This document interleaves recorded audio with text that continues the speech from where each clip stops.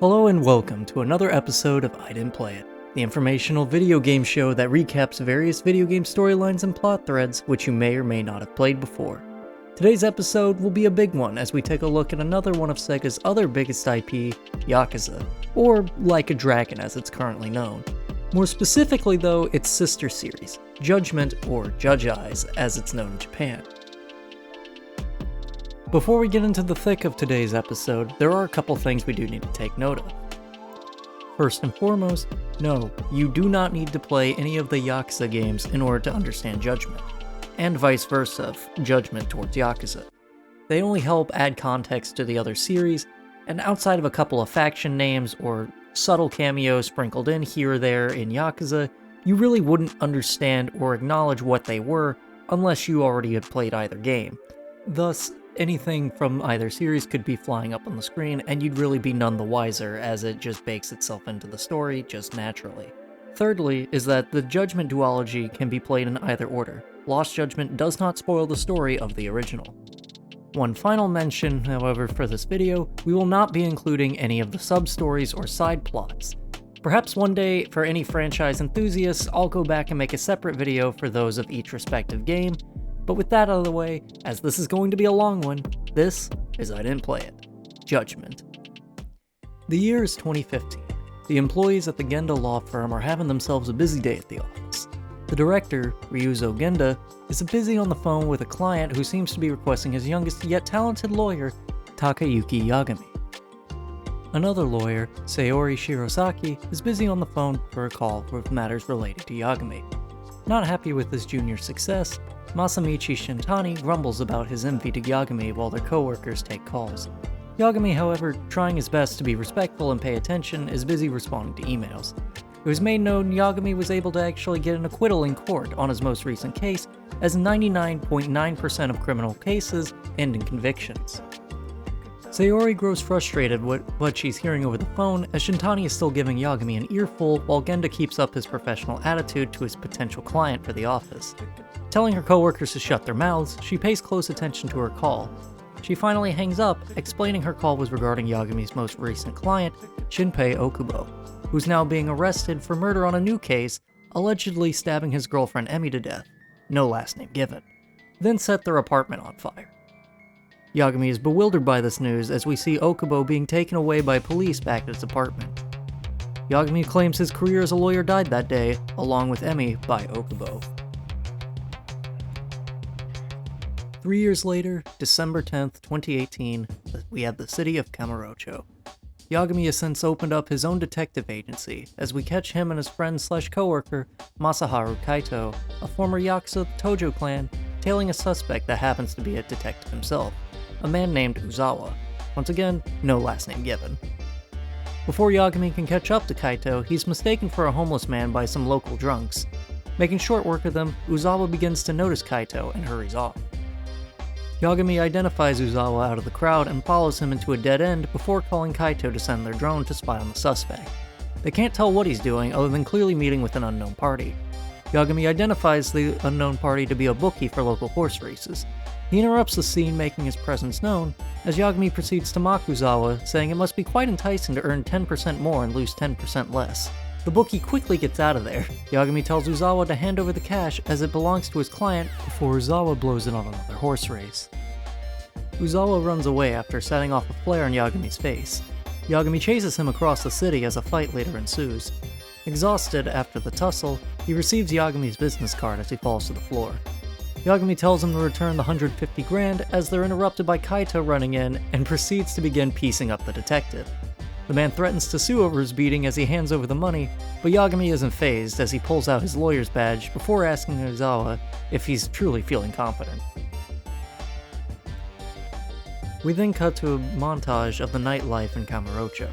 It's a city of nightlife and darkness. It's practically run by the toughest Yakuza faction around, the Tojo clan. Recently, a burglary ring of mass college students have seemingly started to rob people for a laugh.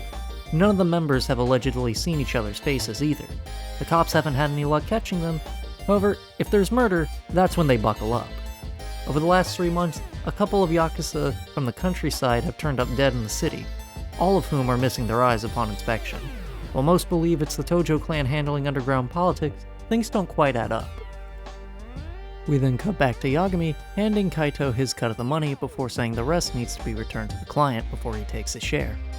Learning Yagami is going ahead to Genda's law firm to see if they have any more jobs, Kaito hands him some cash to buy a confectionery box. After purchasing the box, some local punks stop him just outside the convenience store, claiming they had been trying to get one for days, and Yagami just took the last one. Clearly knowing the kids are looking for a fight, they're interrupted by Kyohei Hamura, the captain of the Matsugane family, the Tojo clan subsidiary. He calls out to the punks, one of whom had just become a member of the Matsugane family. He recognizes they started this fight with Yagami, and he punches the newbie in the stomach, letting them know Yagami is the son of their patriarch Matsugane. The punks run off after apologizing as Hamura introduces a couple of his men to Yagami properly, saying the patriarch paid for his law school. His comics quickly turn south, however, as he brings up Okubo's case asking if the death penalties ever came. Yagami hands over the money he got from Ozawa, saying Okubo's sentence hasn't been carried out. Hamura just keeps smiling. He then asks if Kaito still plans on sticking around the city, as it isn't exactly the wisest thing to do after being kicked out of the family.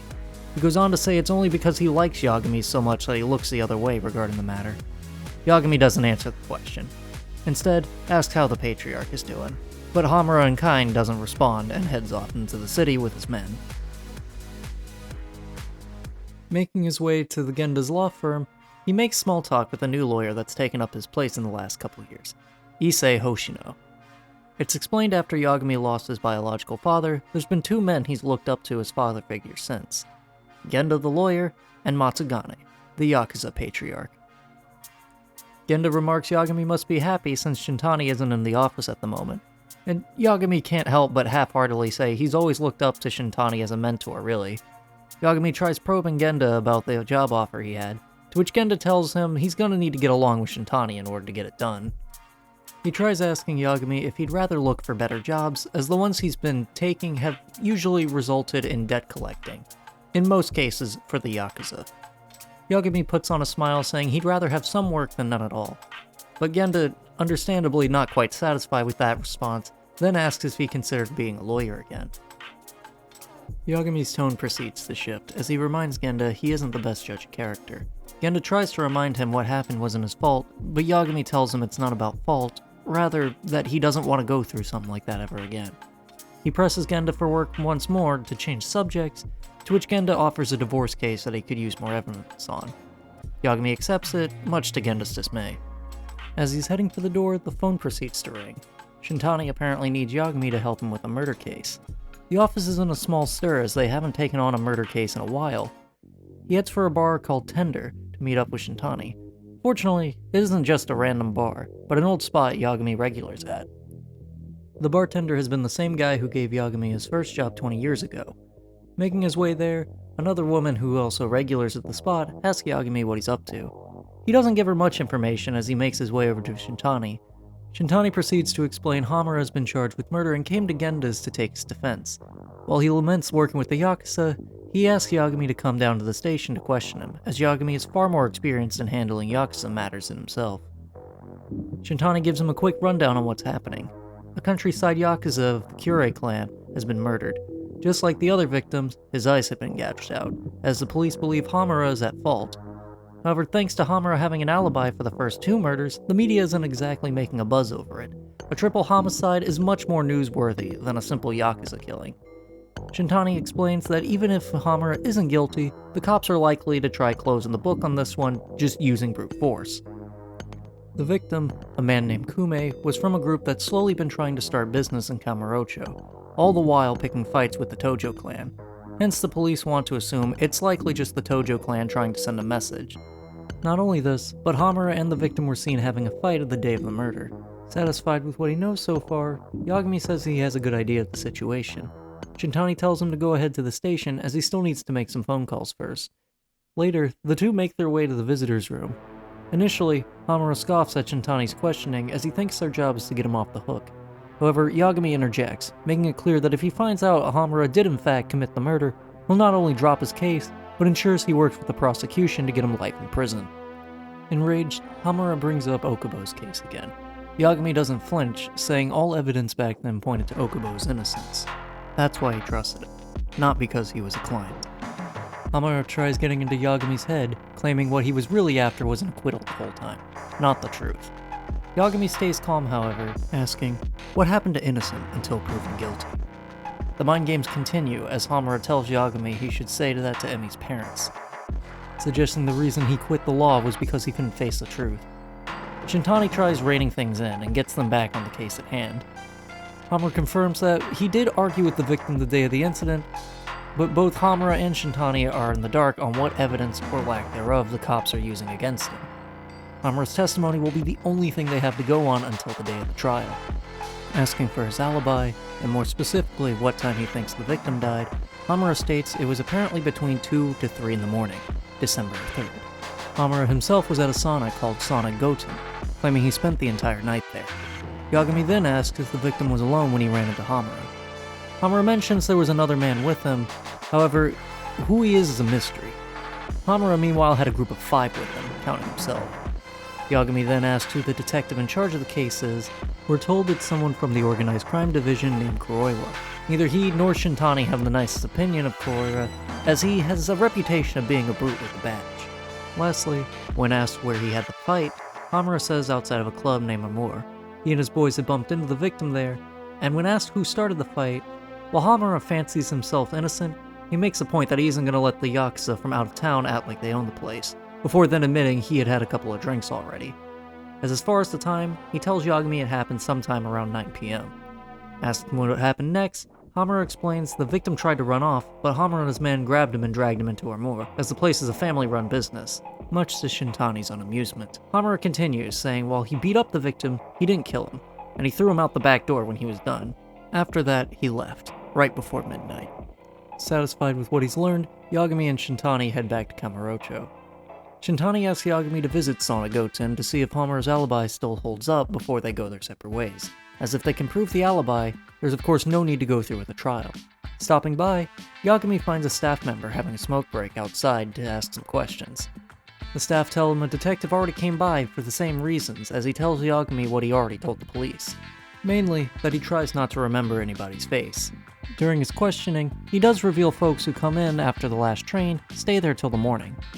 Before Yagami can try using the security cameras for evidence, he's told the cameras automatically delete everything after 3 days for privacy reasons. Yagami then tries checking for local witnesses for a lead, but without much to go on, heads back to his own office for the night to find Kaito having drinks inside. Yagami fills Kaito in on what's happening, but Kaito lets the words hang as he gets up to leave. Hamura was the one who kicked him out of the family, and Yagami, showing empathy, says he's fine doing the case solo if that makes things better. Kaito just smiles and says he'll help out regardless. The next morning, Yagami receives a call from Shintani to meet at a local coffee shop.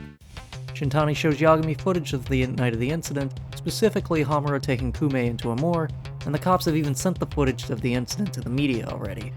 Yagami watches the footage and focuses on Kume's friend who runs off without him, Akira Murase. Supposedly, Murase is still in the city, so a hideout must be nearby. Then, an hour later in the footage, everyone, including the manager of Amur, leaves the building, except for Hamura and Kume. Shintani tells Yagami to look into it, and while Yagami was going to do it anyways, he doesn't appreciate being given orders. Yagami heads to Amur and asks for details once he's inside. The employee he speaks to says if anyone would know something, it would be the manager, Aragaki. However, he won't be there till nightfall. The employee tries getting in touch with Aragaki to no avail.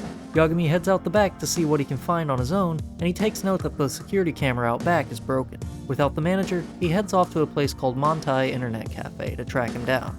Upon entering the cafe, much to Yagami's delight, finds who he's looking for. A tech wizard named Makoto Tsukumo. Yagami explains to Tsukumo he needs help finding Aragaki.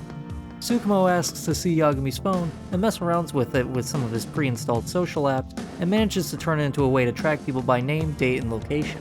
Using the app and finding a post that name drops Aragaki, Yagami tracks down the user to ask him face to face if he knows what's up. The man claims he looked angry and not having done too hot at the pachinko parlor, and he went down to get some sushi nearby. Sure enough, Aragaki is leaving just as Yagami arrives. Yagami tries asking him about the night of December 3rd. Initially, Aragaki plays innocent, saying he wouldn't know anything, However, Yagami flashes the footage that's been flashed up all over the news when Aragaki is seen walking out with Hamura and his men. He then throws up his arms saying, "Okay, you got me." The two make their way back to Armor. Aragaki fills Yagami in on how things went down from his perspective, and Hamura came in making a fuss with Kume in tow. Aragaki had to close up shop, having clients clear out and send his hostess home early as Hamura and his men tore into Kume for at least an hour. Then, by 10 p.m., Hamura kicked everyone out, Aragaki included. Hamura supposedly said Kume reminded him of an old friend and needed to chat. Alone. Taking this in, Yagami then asks what's up with the broken security camera in the back. Aragaki explains it's been broken for about a month as some drunkards threw a rock at it and it hasn't been fixed since. However, he also explains that it was only ever a decoy camera. It never worked to begin with. When asked how come Aragaki didn't try calling the police or something while Kume was getting beaten, Aragaki just shakes his head at Yagami, saying he'd have been next if he tried something like that. He then says if anything, the roughhousing he was witnessing wasn't all that rough. When the police did show up, Aragaki laments he tried cleaning up the blood, but luminol spray still turned up traces of it inside the club. Thus the cops believe Kume died there. He says he told the cops the same story before lastly saying, someone from the organized crime division named Kuroiwa was there. Learning all he could from this line of questioning, Yagami heads out. Shortly after leaving, he gets a call from Kaito asking him to stop by their detective agency. Arriving, Yagami is surprised to see Mafuyu Fuji, a public prosecutor, having coffee in their office. Mafuyu says she's heard about Yagami's involvement in Hamura's case from Sayori. She explains to him that the prosecutor's office has apparently had eyes on Hamura for a while. An acquaintance of Yagami's, Keigo Izumita, has been waiting for an opportunity to take Hamura down. Kaito remarks Izumita has likely a sore spot from the Okubo case, but Yagami shrugs it off, saying this one's on Shintani. Disappointed, she asks if Yagami will ever take up his lawyer's badge again, to which he shuts the idea down. On her way out, she remarks the detective shtick doesn't suit him. Kaito laughs the interaction off, but Yagami follows her out the door to make sure she gets home safe. Upon catching up to her, he's then grabbed on the arm right in front of her by the chief prosecutor, Kunihiko Morita. Realizing this was all a big misunderstanding, Morita lets go. Introductions are underway as Izumita arrives on the scene, remarking to Yagami the courtroom just hasn't been the same without him. As Yagami's about to head back inside and call it there, Izumita then tries bringing up Okubo's case. Yagami then whips around saying he only won because of who he was up against, as he gives Izumita a look. Able to read the room, Morita and Mafuyu rein in Izumita as they wander off. Kaito comes outside asking what happens, as Yagami quickly informs him the prosecutors are already pressing charges, so it would be best to fill in Shintani. Kaito agrees as they head off to Genba's. Upon getting there, Shintani tells Yagami he finally got some information out of the cops. Murder specifics, forensics results, the works. However, before they begin any of that, Shintani makes it clear this is still his case, not Yagami's. 6 a.m., December 4th. The cops got the call over Kume's body being in the alleyway behind a moor. While the body had bruises, the cause of death was 2 puncture wounds straight through the eyes. Yagami remarks the police should be out there trying to find the real killer, but Shintani is firm on his stance that he just wants to prove Hamura's innocence, nothing more. They also take note that there's no blood in the alley, thus there's no way Kume was murdered there. All the garbage cans and trash littering the alley suggests that the body was placed there sometime between 2 and 6 in the morning. The police also noted he didn't have a phone or wallet with him when they found his body. Shintani remarks the phone was likely broken, as they could have used any Find My Phone features but never turned up anything. Shintani then goes on to explain the only way the prosecution believes it played out is claiming once Hamura and Kume were alone, he was tortured even more viciously. Then, between 2 to 6 a.m., he punctured Kume's eyes out and threw his body into the back alley. With no evidence to back up his sauna escapades, the prosecution just simply cast doubt on his credibility. With the combined testimony, video evidence, and police report, the prosecution presumably thinks this is an open and shut case, being purely a Yakuza-on-Yakuza crime. Yagami asks Shintani if he thinks Hamura is innocent, to which Shintani replies he believes so, and the way it was done and how the body are found are simply too sloppy for someone like Hamura. Yagami continues to propose that they find the real killer if it's not Hamura, but Shintani dismisses it. He just wants to prove Hamura's innocence, and suggesting they track down Murase. Yagami isn't a fan of kicking down the front door of a Yakuza family, but acknowledges Shintani is probably right. They're gonna need Murase. He then heads to the Matsugane family offices to speak to their patriarch by himself to get any insight on where the Kyorei clan is hiding in the city. Now, The Matsugane family are said to be an offshoot of the Tojo clan. As far as anyone's concerned, they're very low ranking. Yagami remarks the patriarch is like a father to him alongside Genda. However, unlike Genda, Kaito also sees Patriarch Matsugane as their father figure as well. Matsugane is delighted to see Yagami as it's supposedly been a while since he stopped by. Yagami shrugs as it's clear the patriarch is the only one who's happy to see him, as he looks around the room and meets some rather unhappy faces. It's been a year since the incident that got Kaito kicked out of the family, and Yagami tells Matsugane that he's doing as fine as he can be, but he lets it known he's visiting to discuss Hamura and needs to find the Kyorei family. Reluctantly, Matsugane brings up the Kajihira group, claiming they're a countryside group that set up shop in Kamurocho recently. If Murase is anywhere, it'd be alongside them, as Kyorei members litter the halls of KJ Art, where they have their front set up. Yagami leaves the patriarch behind as he makes his way over to KJ Art, with Kaito right behind him. The two hold a stakeout from a relatively safe vantage point as they set up a drone to scope the place out. Using their drone and confirming his presence, the two hatch a plan to ruin the outdoor heater of the establishment to prompt the Kajihira to call a repairman. Thus Yagami arrives on the scene in a disguise in order to enter the premises. After convincing the receptionist of being legit, he makes his way into the security room, claiming to be looking for the indoor unit, when in reality, he's tracking down blueprints of the building. Using his time wisely as he finds the blueprints, he also keeps track of a number of codes, keys, and other combinations to get through any locked portions of the facility in order to find Murase as he makes his way through.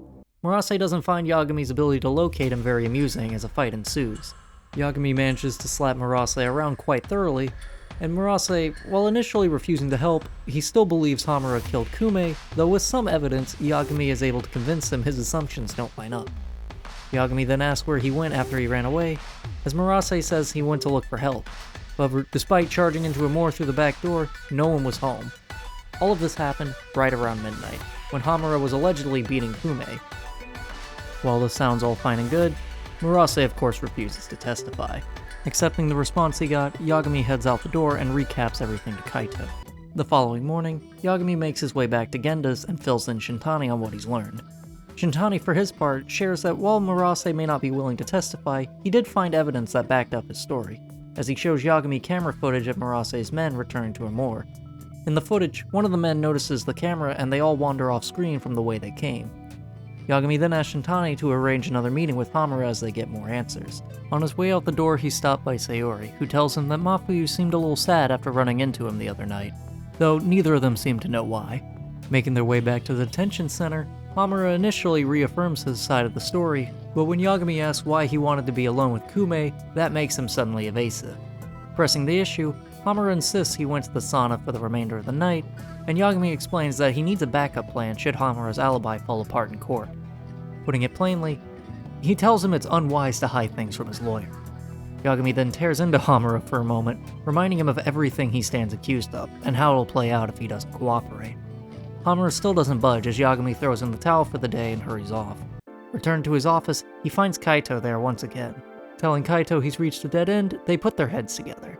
Pondering their options for a moment, it's then Kaito asks to borrow 30 grand, saying he knows a detective who's also an informant somewhere in the city for the right price. Funny enough, he's a regular at Tender.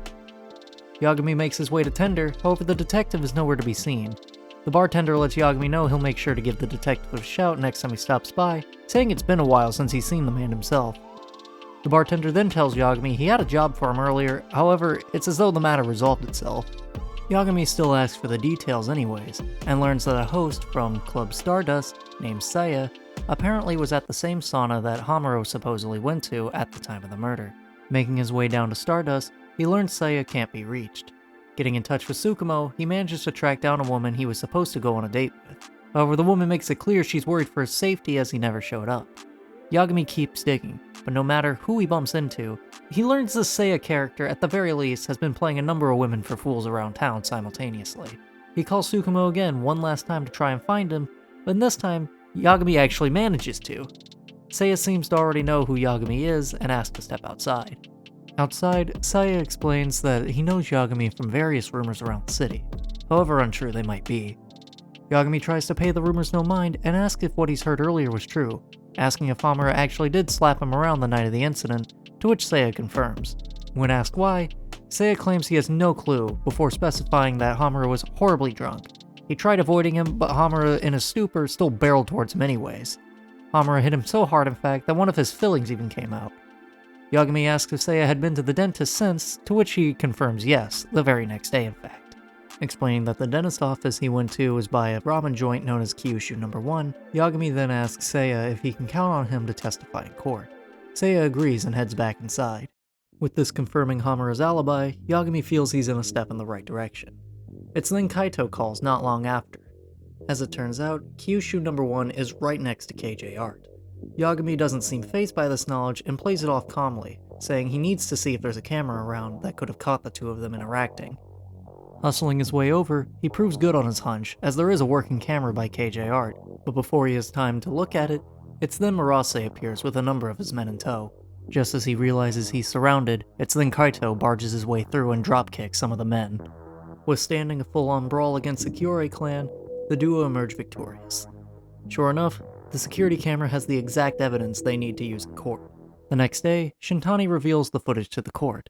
Izumida admits the prosecution never went to visit the site himself, leaving it to his associates, before then arguing the video in question is far too blurry to clearly identify either party. Shintani then calls Seiya to the stand, but something's off. He looks shaken. Seiya admits to being assaulted in the video, but refuses to confirm Hamura's presence. Shintani calls for a recess to figure things out. When pressing Seiya for a sudden change in heart, he explains to Yagami and Shintani that he got a call from his sister.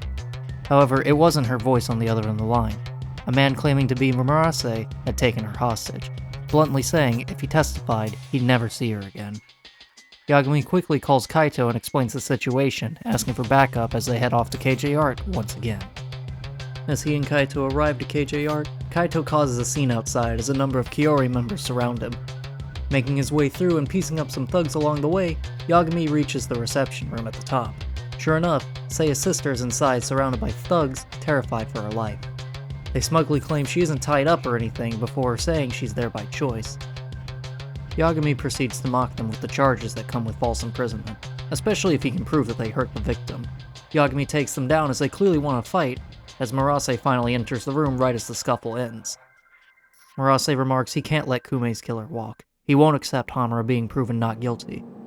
But Yagami, he makes his stance known. While he doesn't think Hamura was the killer, he believes he can prove who did. But he can't do that if the court decides Hamura was at fault for the crime. At a loss, and somewhat appreciative for his candid nature, Murase lets him take Seiya's sister and leaves.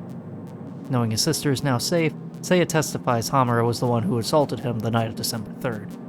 Izumida tries arguing that the witness lacks credibility. As the judge asks how the defense responds to the claim, Shintani holds his ground, making it known this is Seiya's first time in court. Izumida then presses Seiya, bringing up his occupation as a host, as he goes on to bring up all of his troubles with women that he's played for SAPS, stating that 5 of them have already filed reports to the Consumers Affairs Bureau, signifying that those are the only ones who have come forward so far, suggesting that there may be even more. He then suggests to the court Seiya's credibility isn't up to snuff given how manipulative he is as a person. Shintani then asks Izumida to re-examine the footage in question, specifying the exact day the prosecution filed their suit.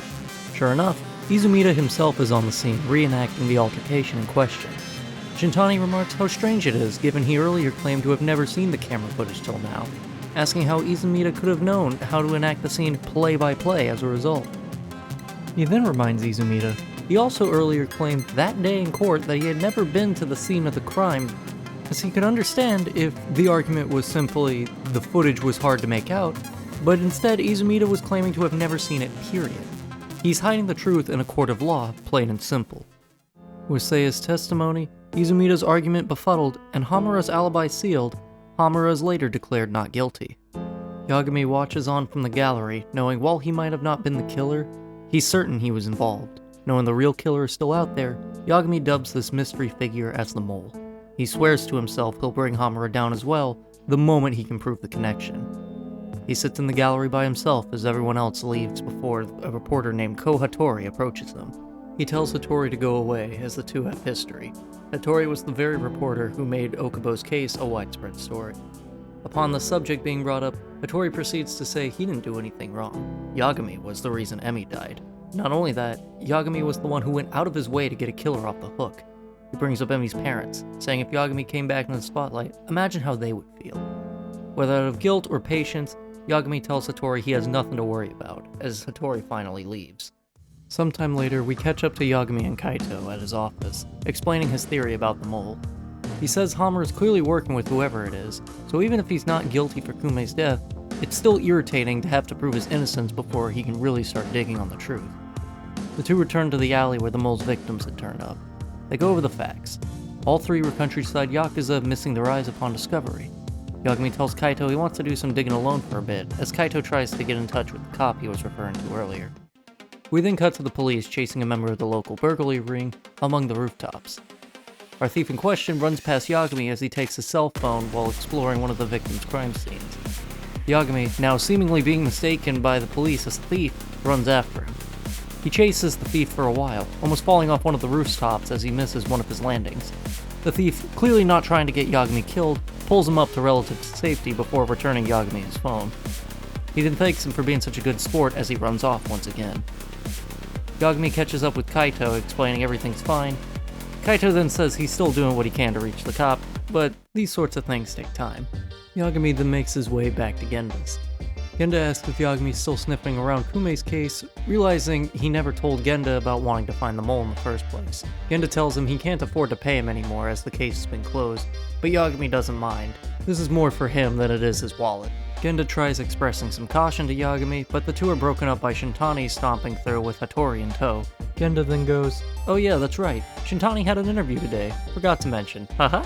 Much to Yagami's unamusement, he watches as Hattori and Shintani begin to hype each other up as though he's just a third wheel in the entire chain of events. Unamused as Hattori still tries probing him, Yagami just walks out. He then spends some time around town helping with some smaller local troubles. Lost cat, lost toy, a lost dad. As that begins to wrap up, Kaito finally manages to get in touch with the cop he's been referring to this whole time, asking for Yagami to meet him at a local fishing venue called Koi Bride. Making his way to the fishing venue, he sits next to Kaito. Kaito then explains that the cop asked them to wait for him. They wait for what seems like a little bit more than a reasonable amount of time before a group of thugs storm in looking for a fight. Kaito accidentally spilled the beans that they're looking for the cop, name-dropping him as Ayabe. The thugs rush the duo, as the duo proceeds to use the thug's face as a mop head on the ground across the venue. The receptionist then busts out laughing. He grants the two of them access, claiming he and all the thugs inside the building work for Ayabe. He gestures for the two to look behind the counter as they see a fancy set of stairs that lead underground into a secret casino known as Lamont. The two spend some time enjoying blackjack for a moment while they wait for Ayabe to arrive. After a while, Ayabe finally makes his presence known, as the three sit down for drinks, introducing himself formally as Kazuya Ayabe, a Tokyo PD detective of the Organized Crime Division. He asks Yagami and Kaito if they like the casino, claiming he managed to cut a deal with the Tojo clan to keep it private without needing to pay much in the sense of protection money. Ayabe reveals the murder cases that Yagami has been working on are all managed by his boss, Kuroiwa. Because Hamura walked free, Kuroiwa has apparently been looking like a fool in the office lately, much to Ayabe's amusement. He hands Yagami a sealed package, telling him it's Yagami's life on the line if something gets out.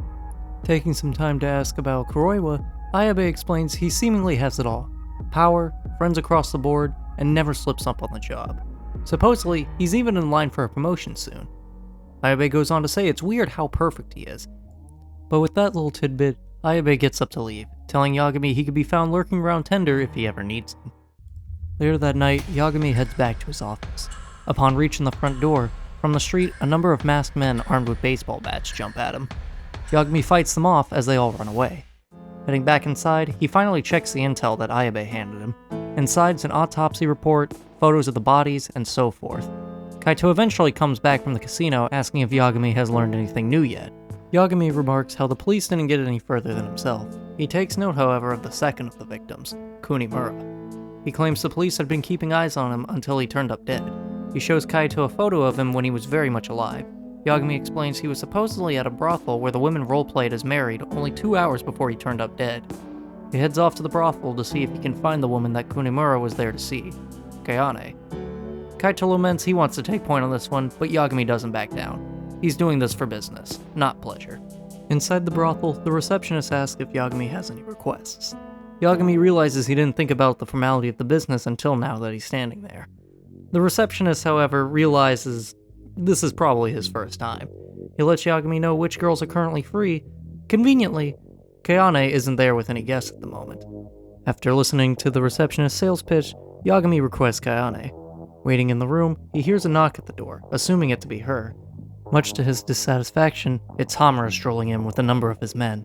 He tries pressing Yagami why he's still sniffing around the case, but Yagami just tries sassing him back. Hamura proceeds to slap Yagami around a bit, as Yagami then says, I was jumped earlier. Conveniently, some of your men seem to be about the same build as the guys who did it, as he then eyes the men behind Hamura. Hamura proceeds to cover for his men and beat the living daylights out of Yagami. On his way out, he lets Yagami know that Kayane had actually quit her job recently. He explains that it's probably for the best that he stop looking into it now. He also says to consider this a warning, as if not for the patriarch, things would get ugly.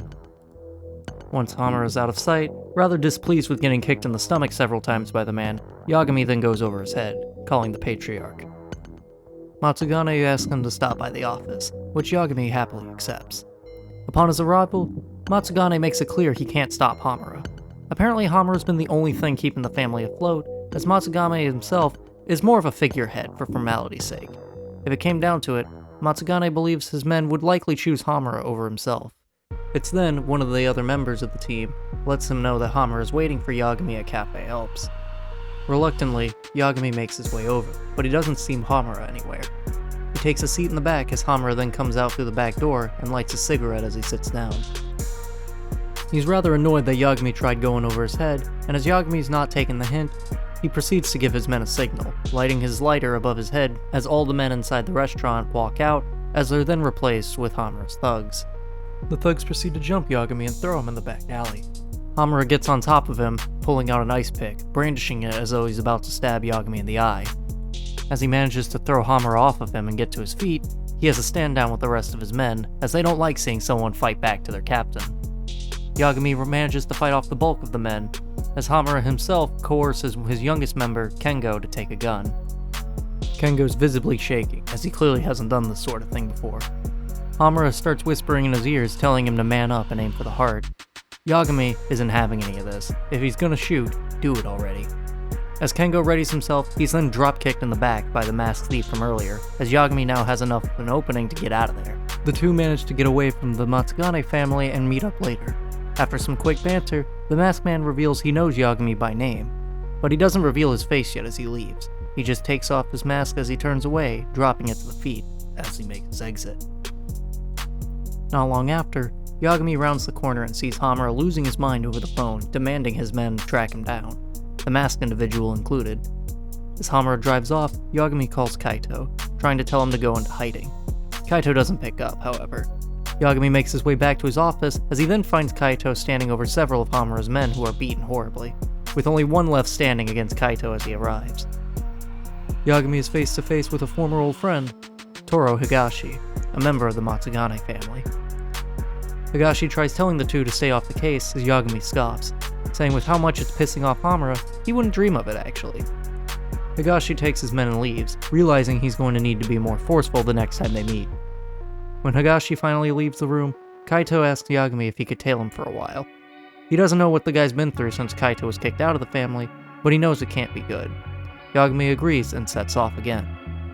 Following Higashi around the city, he does manage to see a bit of his personality show. He takes note that he doesn't seem to have lost himself to whatever he's been dealing with. In fact, he comes off pretty friendly. He makes his way to an arcade named Charles, a small arcade meant to be a family-run business that Kaito used to be in charge of. Turns out, Higashi's doing so now. Yagami slips on a disguise and heads inside. He watches as a child approach the employees and asks the employees for a new token as the one he had just put into a machine got eaten. The staff initially tries shooing the kid away as Higashi bonks the man on the head, handing him some money and telling the kid to have fun, as he proceeds to make his way into the back room. Yagami follows him into the back room as he kind of forces his way in, slapping around the clerk in order to get access. Higashi's surprised by his presence as Yagami explains that Kaito is worried for him. He knows being a Yakuza isn't exactly his style, as he brings up all the minor acts of kindness he's watched Higashi go on around his routine. He tells Higashi he'll leave if that's what he wants, but he didn't come to fight. Higashi's then reminded it's been a year since Kaito was kicked out of the family, as we're then given the flashbacks of the events a year earlier. Somehow, a thief was able to get away with 100 million yen from the Matsugane family. All the while, Kaito was the one in charge of keeping watch. As Hamura waits for Kaito to offer his own pinky, Matsugane wanders onto the scene and stops this chain of events by expelling Kaito from the family then and there. Yagami is there too, as he quickly has a battle of wits, explaining that a pinky isn't going to bring back any of the money and ultimately isn't worth it. He then argues that because Kaito's out of the family, he isn't a Yakuza, thus has no reason to honor the customs of cutting off his finger for the sake of accountability. In the midst of all this, Hamura explains he's already told the higher-ups at the Tojo clan about this. Despite that, Matsugane seems ever so subtly irritated by this, as he hasn't been made aware or known that it's been done. Hamura doubles down, saying he's doing what needs to be done, as Yagami argues Hamura's patriarch just said Kaito's out, thus the customs for titles and obedience don't work. Kaito then tries taking his pinky anyways to admit he's a Yakuza through and through, before Matsugane puts a stop to this once and for all, telling him it's done, move on. Hamura looks at Yagami with anger written all over his face as Kaito finally gets up to leave. We then cut back to the present, as Higashi remarks Matsugane used Yagami as a tool to save Kaito back then. Yagami admits he's right, and Hamura's hated him ever since.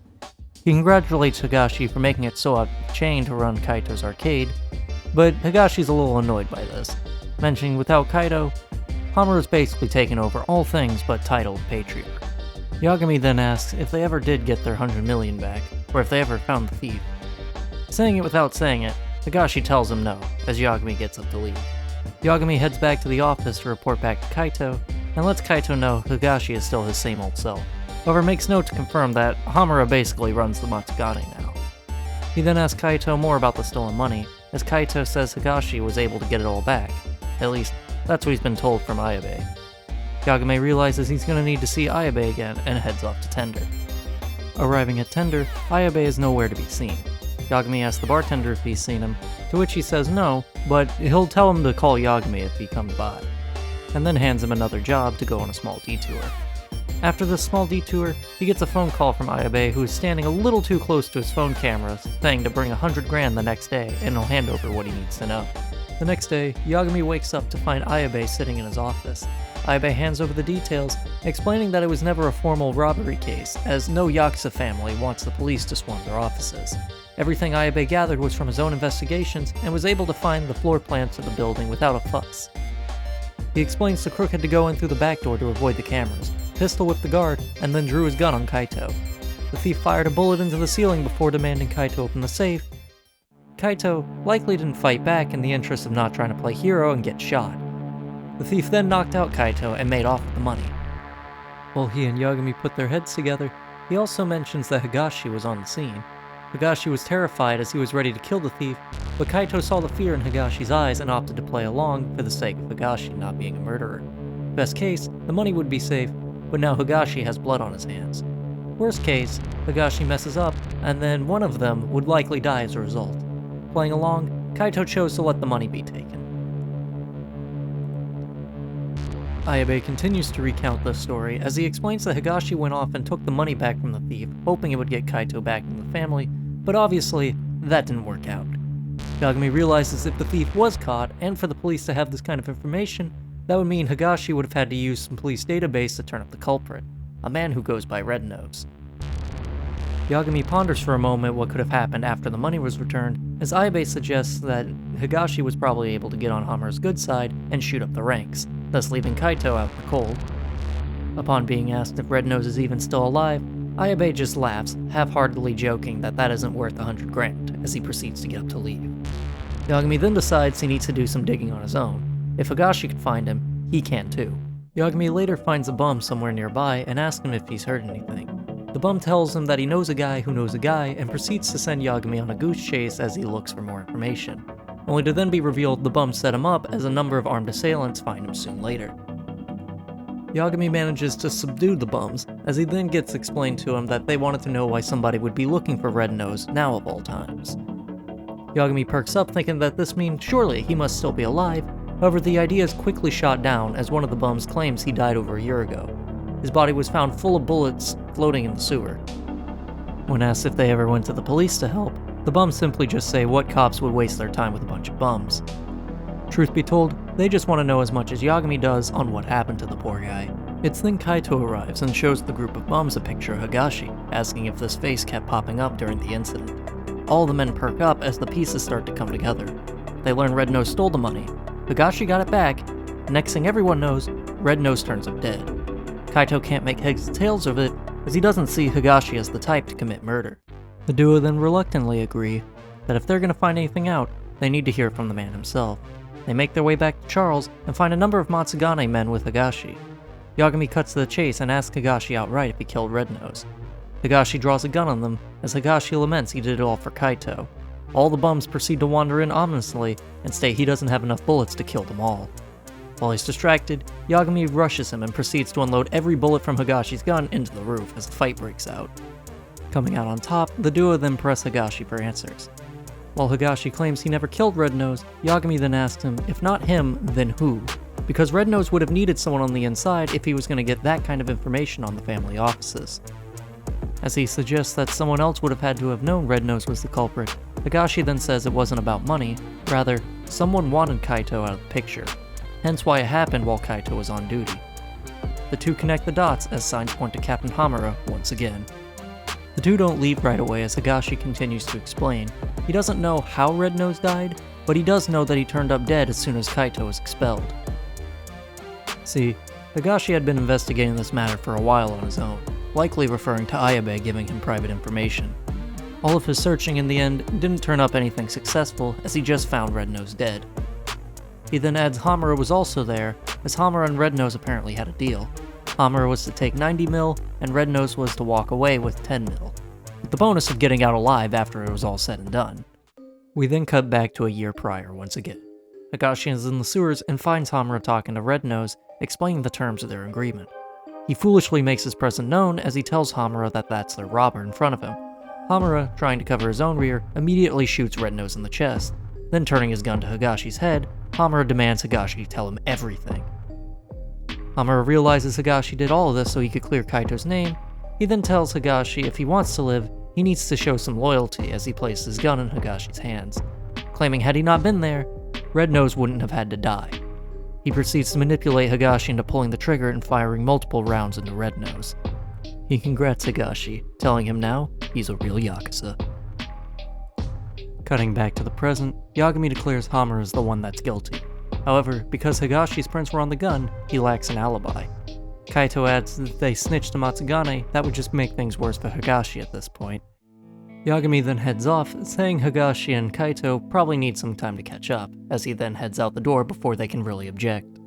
After a moment that it's registered Yagami's gone, Higashi comments that something's not right with his head. The way he's been able to just nonchalantly go about this from problem to problem, A-okay. Kaito brings up what happened to Yagami's biological parents. His father was actually a stand-up guy, but when he was 15, his dad took on a murder trial and managed to get an acquittal. However, a family member of the victim took matters into his own hands, stabbing both Yagami's parents to death in their own home. The only reason Yagami was spared was because he was at a friend's house. Not even because he wanted to hang out so bad with this friend, but rather, he was just upset that his parents' work hours were impacting their lives as a family. Yagami has since blamed himself for what happened, thinking if he had just been there, he could have done something about it. Higashi then asks if they ever found the guy, to which Kaito bluntly replies the culprit hung himself at the scene of the crime. Yagami then cut ties with his remaining relatives and moved to Kamurocho, lied about his age, and got himself a job at Tender. Kaito met Yagami not long after, as he mentions when they first met, they'd actually fight. A lot. But no matter how many times Kaito knocked Yagami to the ground, he'd act like it wasn't an issue. Matsugane then found Yagami during this time and took him in by happenstance. Higashi then remarks how Yagami was even able to keep himself together after Okubo's case. Kaito just laughs hearing that this is from the guy who let the Matsugane family get robbed. They continue to converse for a moment as they begin to mutually understand they're gonna have to butt heads with Hamura. Before Kaito leaves, Higashi then tells him if it came down to Kaito's life or Hamura's orders, he'll think twice. Later that night, we cut to Higashi being interrogated by Hamura in the Matsugane offices. Hamura hasn't been in the best mood as his men slap Higashi around for not doing his job properly, especially with Yagami still hanging around. A couple of Hamura's men wander outside to have a smoke break, wondering what's got their captain so on edge. As they wander down the sidewalk, a man approaches them from behind and opens fire on the older of the two. He strikes the older man in the back several times, as well as a pedestrian in her arm, as the younger goon looks on horrified. We fast forward to the following morning as Yagami reads the news article on the situation. The victim was a Matsugane member named Kurimoto. Kaito speculates that the gunman was an assassin by the Kyorei, hoping to ignite a war between the Tojo clan. After a small detour of talking to Kaito, Yagami then heads to the Genda law offices and has a talk with Shintani. Shintani tells Yagami that while he agrees reluctantly with the sentiment as to why Yagami is still looking in on the case, it's closed. He begins to ramble on about how the trial was his victory and his alone, and thanks to him finally being able to have some spotlight, he's had no shortage of work lately. Yagami says that's all fine and good, but what about the real murderer? He's still out there. He's not going to let that go. Shintani then flares up in anger as Yagami continues to go on, saying Hamura knows who the killer is, but because of his silence, people are still dying. Now we have a shooting between Yakuza factions to boot. Hamura and Shintani are likely targets themselves. Shintani then gets up, alluding that he knows more to this case than he's telling Yagami. The rest of Genda's offices look at him concerned, as Shintani rushes out the door, refusing to say anything else about the case as Yagami tries to follow him. Kaito then calls saying the cops are swarming the Matsugane offices. Apparently, both Ayabe and Kuroiwa are at the scene. Kaito then manages to convince Ayabe to join him down at Tender, where Yagami rendezvous with the both of them, in hopes of learning anything new about the shooting. Ayabe clearly seems to know why Yagami's going through this line of questioning, as Yagami figures out that Kaito already told him everything. Kaito explains it's better to be upfront with a guy who can dig up information than have the guy do it himself elsewhere for a fee. After some banter, Ayabe just tells the duo to ask him whatever they want. To start, Yagami asks why the Kyorei clan are even in Kamurocho to begin with. Ayabe explains everyone thought the Tojo could wipe out the Kyorei by now, despite the odds being outnumbered at 1,000 to 25,000. The Kyorei have been able to stay in the city for at least 2 years now thanks to the backing of the Kajihira Group, a construction company, one of their subsidiaries as a cover for the Kyorei clan.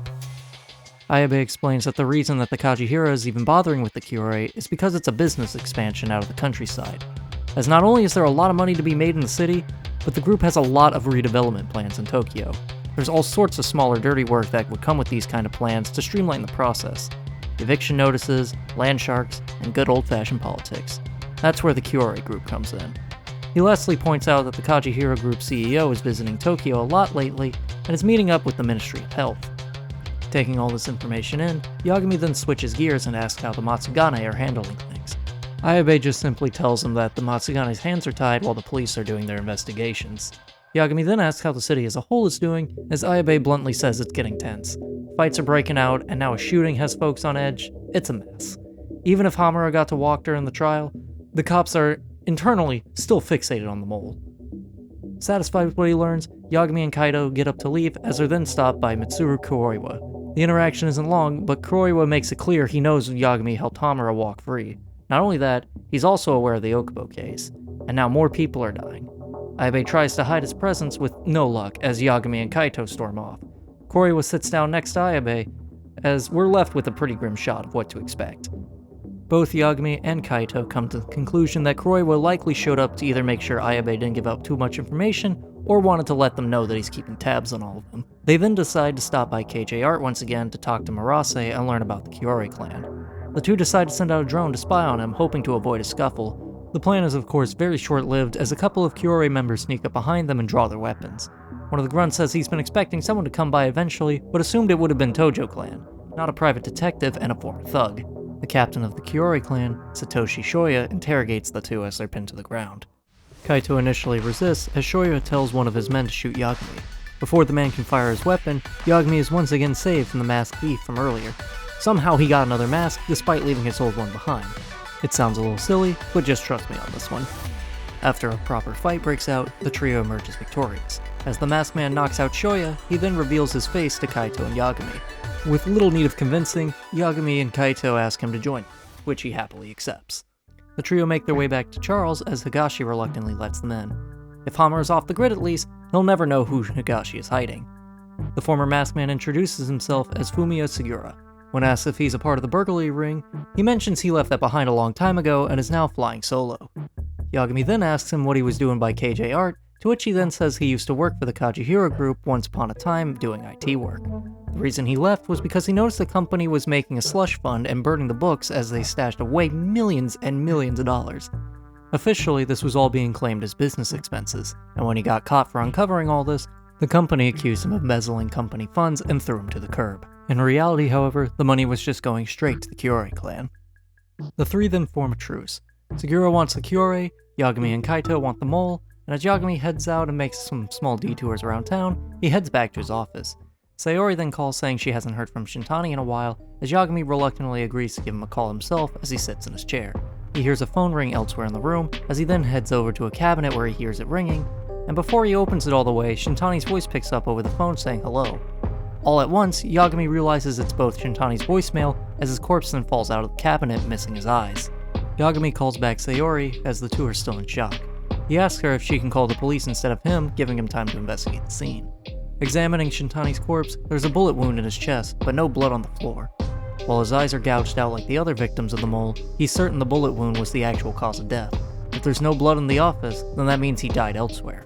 Yagami puts on some gloves as he checks Shintani's phone to look for any call history. Most of them are to the Genda's law offices, however the last one is unfamiliar. Before he can investigate further, the police arrive with Kuroiwa. Almost instantly, he accuses Yagami of murdering Shintani. He then mockingly tells Yagami he's going to need to find a place to stay the night, as they have to do their forensics work. Yagami tries arguing that he can't afford a place to spend the night, as Kuroiwa then mocks him saying, "But you could afford Ayabe?" Yagami refuses to admit he knows anything, but Kuroiwa simply gives him a look. Yagami later calls Sayori once again and is asked to stop by Genda's. After arriving, Genda asks Yagami to fill him in on everything that's happened. Yagami meanwhile can't seem to understand why the mole would target him. The office ponders the possibilities, and Genda tells Yagami to lay low for a while.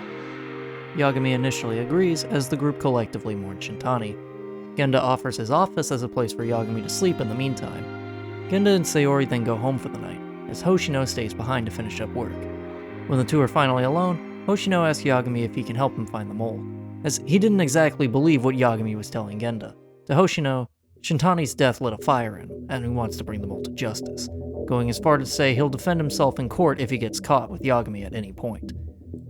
Yagami agrees, as the two then get down to business. He asks Hoshino to look up the last number Shintani called before he died, and upon inspection, the number belongs to the Advanced Drug Development Center, or the ADDC. Keep that in mind because this name is going to come up a lot. Yagami's surprised at this fact as he specifies there was a murder there a couple years ago. A patient was killed and the body was left in the mountains. The suspect in this case was Shinpei Okubo. Okubo worked as a contracted laundryman for the center, and according to the police reports, it was believed he carried out the corpse under a bundle of sheets, and after Yagami won his case, the next day he was suspected of killing his girlfriend, Emi. Wondering why Shintani would even call the ADDC, the two put a bookmark in this conversation and agree to look back on it later. Given how it's getting late, Yagami then mentions Charles should be their meeting spot while they keep their investigation a secret from Genda. On his way to Charles, he runs into Kaito, Higashi, Segura, and Hoshino, who are all there waiting for his arrival. He brings everyone up to speed on what he knows thus far about Shintani's death, and when he brings up the ADDC, Segura recalls they were in the news a couple years ago for the development of a new drug that netted the facility a Nobel Prize. Hoshino then finds a conference video of the ADDC discussing what they published to the world as 89. Take note of this because that will be on the test. 89 is of course a new drug regarding dementia. Supposedly, it's still in the midst of clinical trials on larger animals, but mice who have received the drug are making full recoveries according to the report. The video goes on to, as the ADDC's director and primary researcher of 89, Ryusuke Kido, explains more of their finding. Yagami laments Dr. Kido was the one who gave them a tour of the facility when Okubo's case was happening. As Hoshino continues, a lot of money is being pumped into the ADDC in hopes of speeding up the development of 89. So much so, in fact, to the point that the building is getting another expansion on the center. After making a quick phone call to the ADDC's front desk, the group realize that isn't going to work, and they're going to need to speak to someone in person. It's then decided that Hoshino and Yagami are going to head to the ADDC, and meanwhile, Higashi and Kaito are going to investigate what the Matsugane family is up to in the meantime. But before anyone leaves, Segura asks what happened to Okubo. As Yagami explains, Segura keeps asking questions as a small tension seems to fill the room before Kaito finally shuts him down. Later that afternoon, Yagami and Hoshino arrive at the ADDC. Yagami takes in his surroundings as his unpleasant memories of the place give him a small spook, thinking Shintani is still nearby. Commenting to Hoshino, time feels like it stopped in the lobby. They arrive at the front desk and introduce themselves properly as they mention Shintani's murder, trying to find out who he spoke to. At first the receptionist refuses, However, as Yagami tries switching gears to see if he can speak to the director, Director Kido himself wanders in. We then cut back 3 years prior, as Shintani tells the director that Yagami insists on seeing the crime scene. The director sighs, explaining that the health minister wants the matter resolved quickly, and hoping the pair just drop the matter then and there and leave. Yagami refuses, however, as a woman named Terasawa is told to escort them to the scene. She takes the duo to the 4th floor of the general ward where the victim, Koichi Waku, was staying. As she opens the door, something catches Yagami's eye, a security checkpoint to one of the other wings. Terasawa claims it leads to the research wing where they develop new drugs. It's so high security, in fact, that not even all staff have access to it. Back in Waku's room, he had been there for 2 years battling Alzheimer's. Yagami looks around and is told no one has used the room since his death. Moreover, he was missing the morning of the incident. The window to the room is sealed shut, and even the entrance has a window on it for the nurses to look in. However, Waku's room makes it impossible to see who's ever using the bed, as the cabinet blocks view of who's ever looking in. While Yagami claims to have learned a lot of useful information, Shintani shrugs, claiming Okubo is as guilty as they come.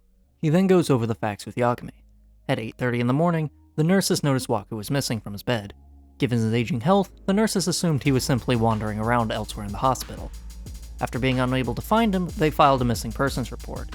Given the fact he's a dementia patient, the odds of Waku making it outside on his own was unlikely. After inspecting all the cars that came in and out of the center, they were left with one suspect, Okubo. With minimal questioning, he confessed to burying Waku's body in the mountains. 3 months later, the cops found Waku's body exactly where Okubo said it would be. The cause of death was considered suffocation, but it isn't definitively stated anywhere. Yagami argues that despite all of this, Shintani is leaving out the part where Okubo insists he didn't kill anyone. The only thing Okubo is admitted to doing is disposing of the body. Shintani isn't convinced as he brings up Okubo's history of assault. At one point, broke his girlfriend's finger. Yagami comments that was 6 years ago. He wasn't even a legal adult yet, just a drunk kid making a giant mistake. He then stands on business, simply saying him being guilty of assault doesn't make him guilty of murder. Shintani uses the opportunity to bring up Okubo's alibi. He supposedly left at 10 o'clock that morning after grabbing the bed sheets from the general ward, claiming Waku's corpse somehow got loaded onto his truck, as he asked Yagami who would believe a story like that in court. Yagami just looks at him deadpan and says, "His lawyers." Terasawa then asks if they're finished. Shintani asks her if she can take them to the parking garage next, where Okubo parked the car. Making their way down to the parking garage, they take note of how spacious the service elevator is. They also consider how big the carts Okubo typically pulls around are, making it easy to have hit a body if someone tried. Standing by the ledge where the truck would have backed in, Shintani shows Yagami a picture of how it would normally look with its back open. He then states DNA of the victim was found in the truck's flatbed, as Okubo even confirmed as much himself. Speaking to Terasawa, she explains Waku was last seen at 8 a.m. that morning of the incident. Shintani interjects, saying 7:50 a.m. on the dot according to witness testimony. After some passive-aggressive comments between both lawyers, Terasawa mentions breakfast is served at 8 in the morning, and patients who are well enough to do so gather in the break room. On the day of the incident, there was no sign of Waku. Shintani then reviews the facts thus far. Waku was taken out sometime between 7:50 in the morning, where he was last seen, and 8:30, when we noticed he was missing. During the 40-minute span, someone suffocated Waku, stuffed his body in a laundry bin, and no one suspected a body would be in a cart. The only sensible suspect would be Okubo, who was in charge of the laundry. Waku's DNA was of course found in Okubo's truck, and when questioned, Okubo confessed to burying the body in the mountains of Okumata. 3 months later, Waku's corpse was of course found. Shintani tries persuading Yagami to throw in the towel, to which Yagami refuses. Shintani sighs, claiming he'll be waiting for him in the lobby when he's done. Terasawa then takes the time and asks Yagami if he wants to see Waku's room again, as he nods. He's not really sure what he'll find a second time, but he'd rather be thorough. When they get there, she proceeds to ask how long Okubo's sentence would be, among other things. Yagami says at least 10 years, but points out that's a worst-case scenario. He's going to do his best to avoid that, since the man claims he's innocent, truly believing he can win the case despite his win-loss ratio as a lawyer being relatively negative. He then asks if she and Okubo were close. While she says they saw each other around regularly, she can't say much more under the director's orders. As she tries to hurry off, Yagami hands her his card, saying he's going to do everything in his power to get Okubo free, but likely won't be able to do so alone. We then fast forward to the lawyers at the detention center speaking with Okubo. Yagami then goes over the facts with Okubo for his side of the story.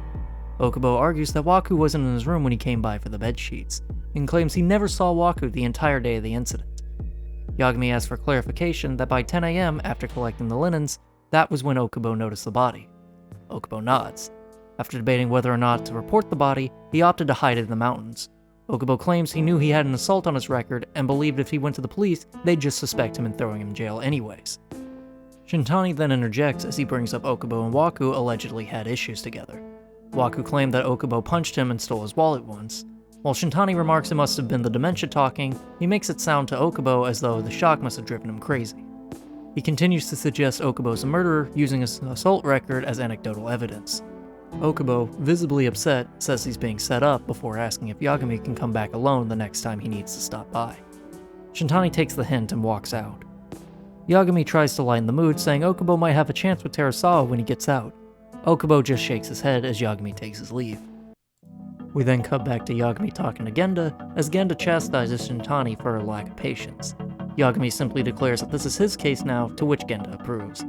As Yagami looks around, Sayori mentions he should reach out to Mafuyu sometime. Yagami takes the hint, but Genda laments that it's taboo for the defense and prosecution to be dating. Yagami then tries to change the subject, saying he's just working to get a not guilty ruling. He mentions the evidence still bugs him as he brings up Waku's hospital room. No one saw the victim leave. His train of thought then interrupts as he hears Shintani outside the office in a struggle. Yagami sees a masked woman run for it as he gives chase. Upon catching her, he realizes it's Terasawa. She then plays damsel in distress as a handful of thugs use it as an excuse to start a fight. Yagami comes out on top and then drags Terasawa over to tend her. She explains she wanted to talk to Yagami normally when she arrived, but Shintani, misunderstanding the situation, began shouting at her as she proceeded to panic. Yagami half-jokingly asks her if it was really necessary to pull out a taser on Shintani, to which she stays silent. Yagami manages to ease her mind as she proceeds to discuss the case. She mentions a man named Yoji Shono, who reported the victim's body in his room. Supposedly, Shono is a top scientist at the facility and the director's right-hand man. She goes on to say she finds his story hard to believe, not because she thinks he's lying, but rather is mistaken at the events in question. She feels the other nurses likely feel the same, however, the thoughts of nurses talking negatively about the doctors behind their back can have consequences. She doesn't care, however, saying she never fit in anyways. We then cut to the courthouse, as Shono gives his testimony stating that the patients in the general ward are used for clinical trials. He says he was making his usual rounds through the ward around 7:50 in the morning. Usually, he's in the break room at 8 a.m. with the other patients eating breakfast. The less mobile patients, however, eat in the rooms.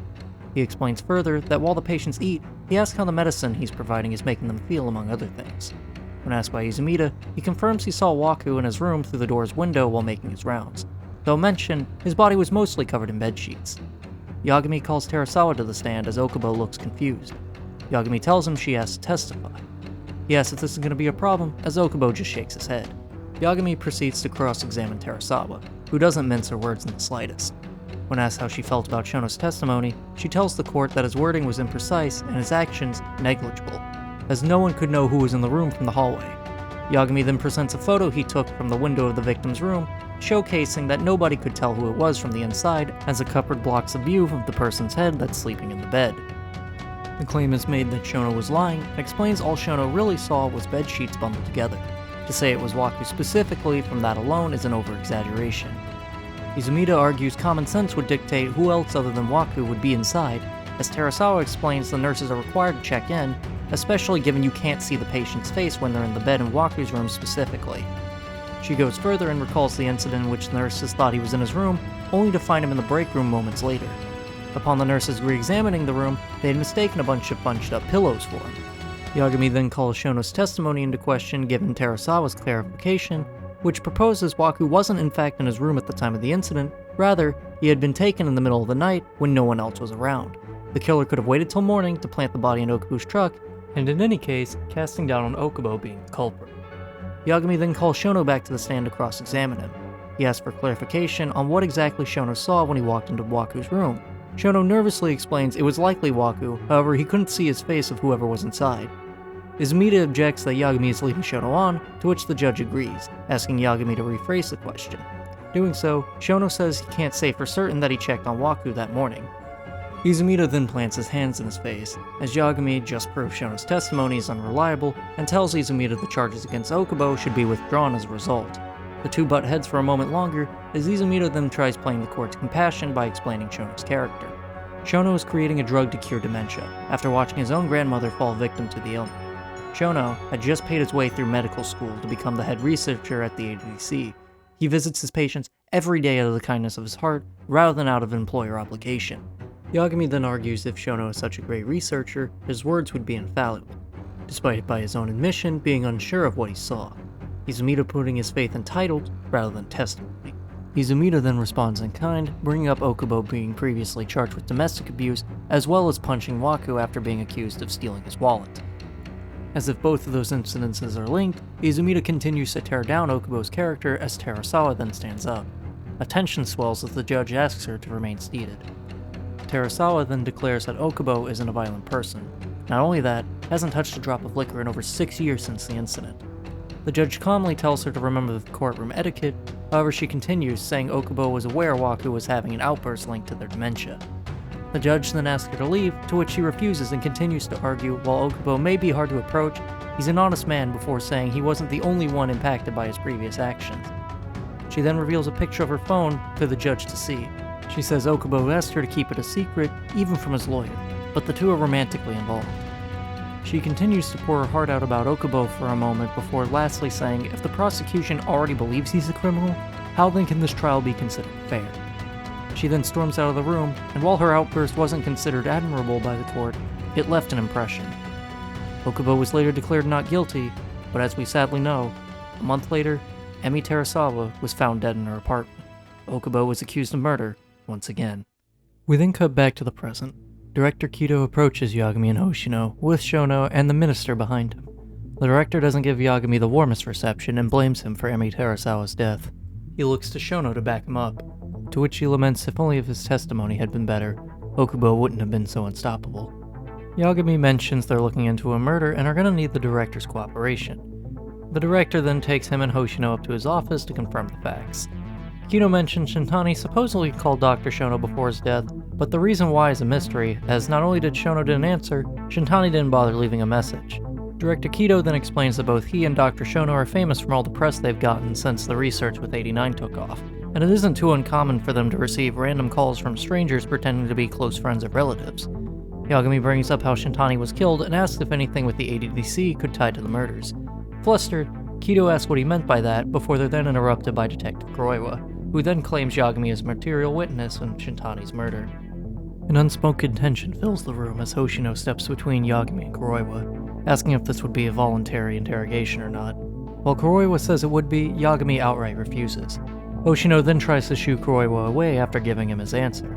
Kuroiwa tells him next time it won't be voluntary, as the director then demands everybody leave his office. Yagami tries asking one more time if he can speak to Shono, but Kido denies him. As the duo make their way back to the lobby, they can't help but wonder how Kuroiwa would know their location.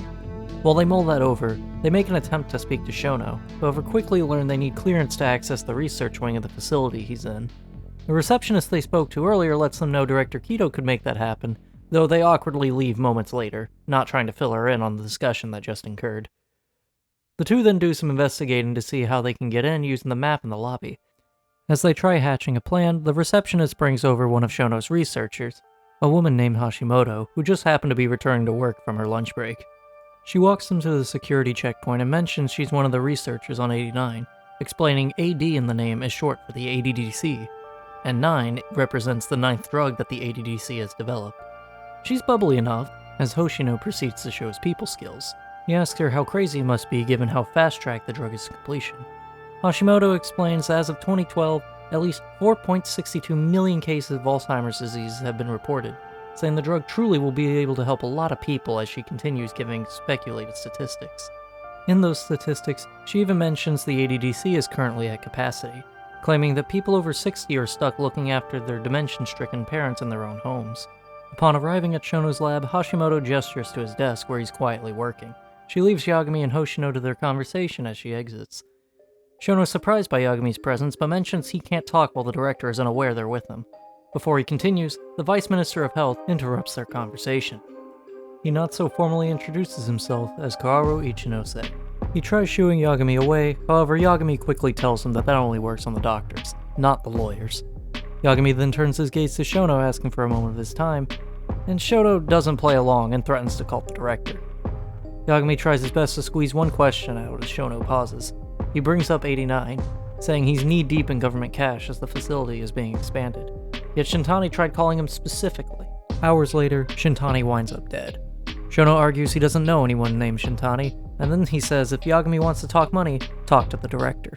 And speak of the devil, Kido marches his way in. While Kido immediately tries reminding Yagami that Shono doesn't know anything, Yagami shakes his head saying that's all fine and dandy, but he needed to hear that from the man himself. Kido of course threatens to call security again, as Yagami and Hoshino see themselves out.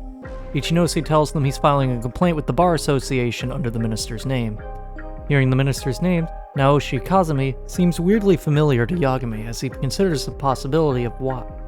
He then thinks back to earlier when he was having a conversation with Ayabe and Kaito, more specifically the part in which the chairman of the Kajihira group is coming to Tokyo frequently to visit Kazumi, to discuss the redevelopment plans of the Kajihara group. While he wonders it's more than just a coincidence, Hoshino remarks that Sugura will likely have some information about that. They give him a call and he agrees to look into it. When the two arrive back in Kamurocho, Hoshino says he got a message from Sayori and that Hattori barged into the office looking for Yagami. He heads off to Genda's to try and shoo him away, and after a lighthearted detour, Sugura calls asking if Yagami can stop by Koi Bride. Meeting up with Sugura, he explains to Yagami that the Kajihira and Minister Kazumi recently had a meeting about the IDPI. The Kajihira wanted all the land belonging to the Medical Institute, which is managed by the Ministry of Health. If they want to go through with the plan, they'll need to shut down the institute, including the ADDC. The minister apparently wanted to shut down the ADDC for a while, as the facility was originally developed to take care of the aging population of the nation. However, for over a decade, money has been going into a black hole, so to speak.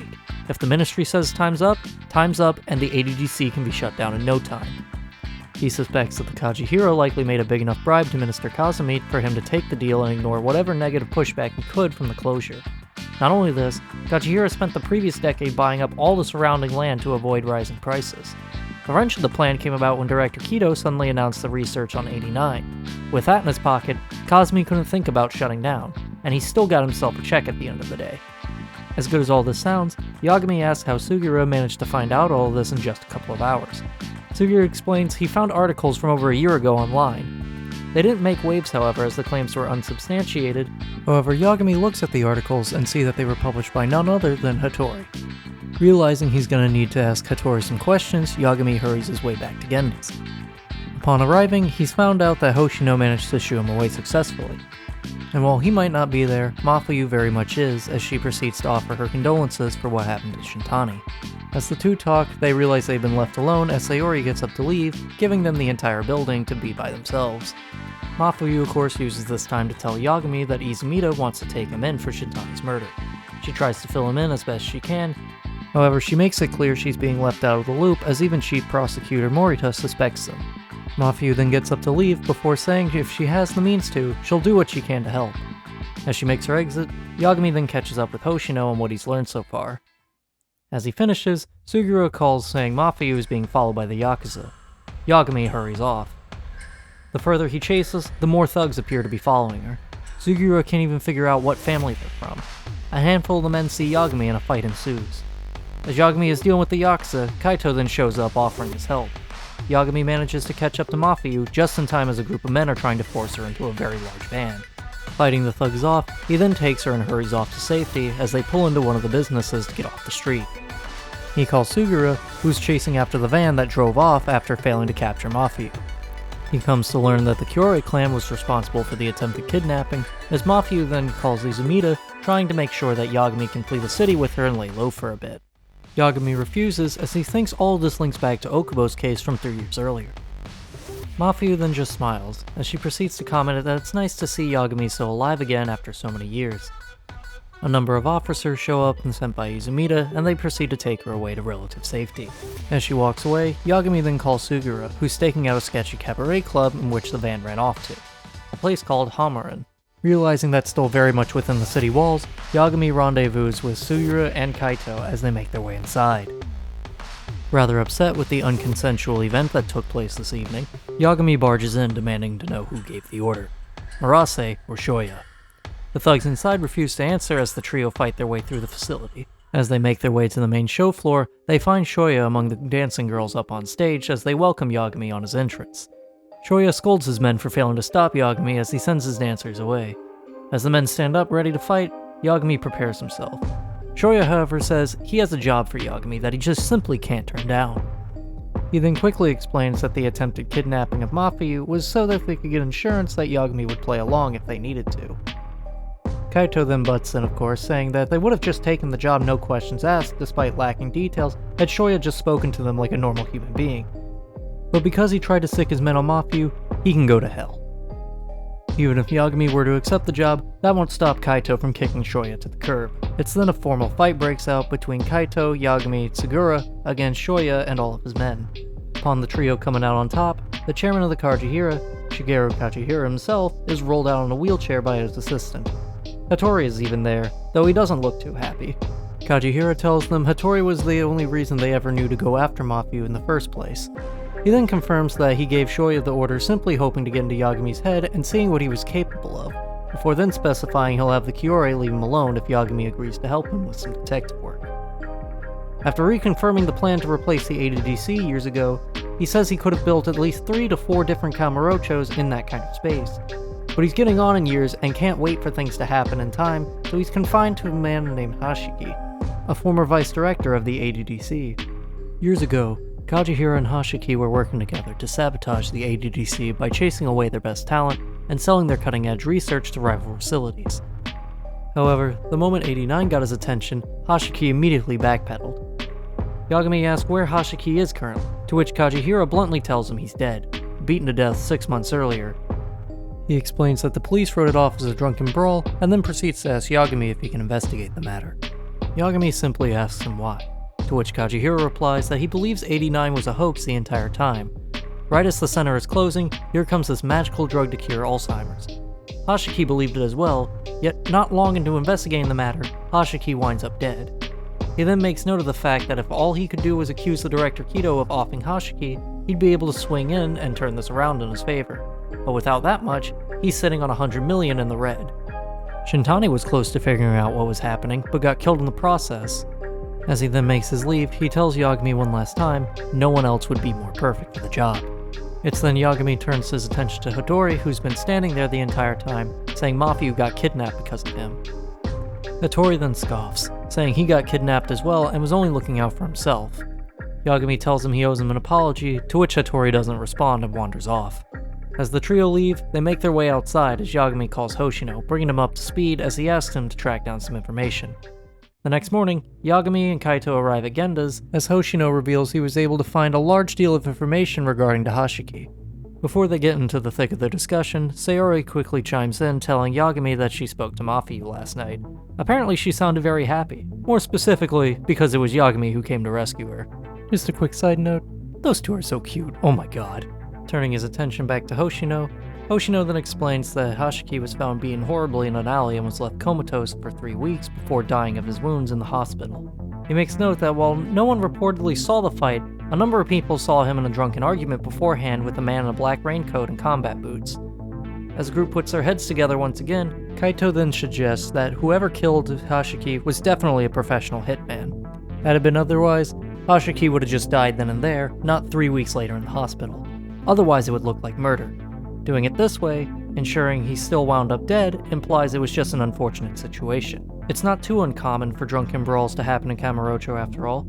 While Yagami wants to agree with this proposal, without evidence, they don't have much to go on. He then suggests they need to track down their good pal Ayabe to find out more.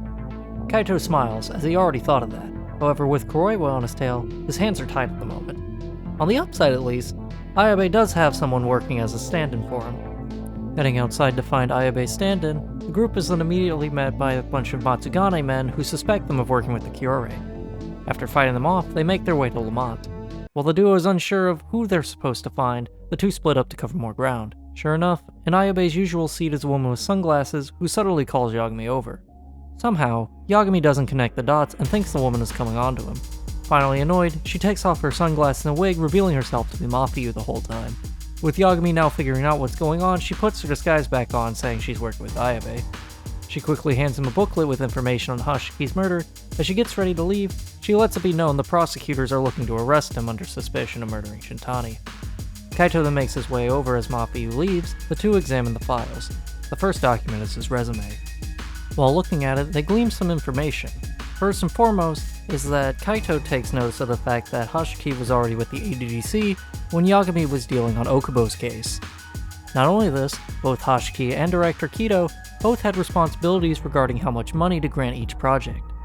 Kaito then looks at a city map and is able to identify the crime scene. That crime scene in question is a cabaret club he was drinking at, and where his body was finally found.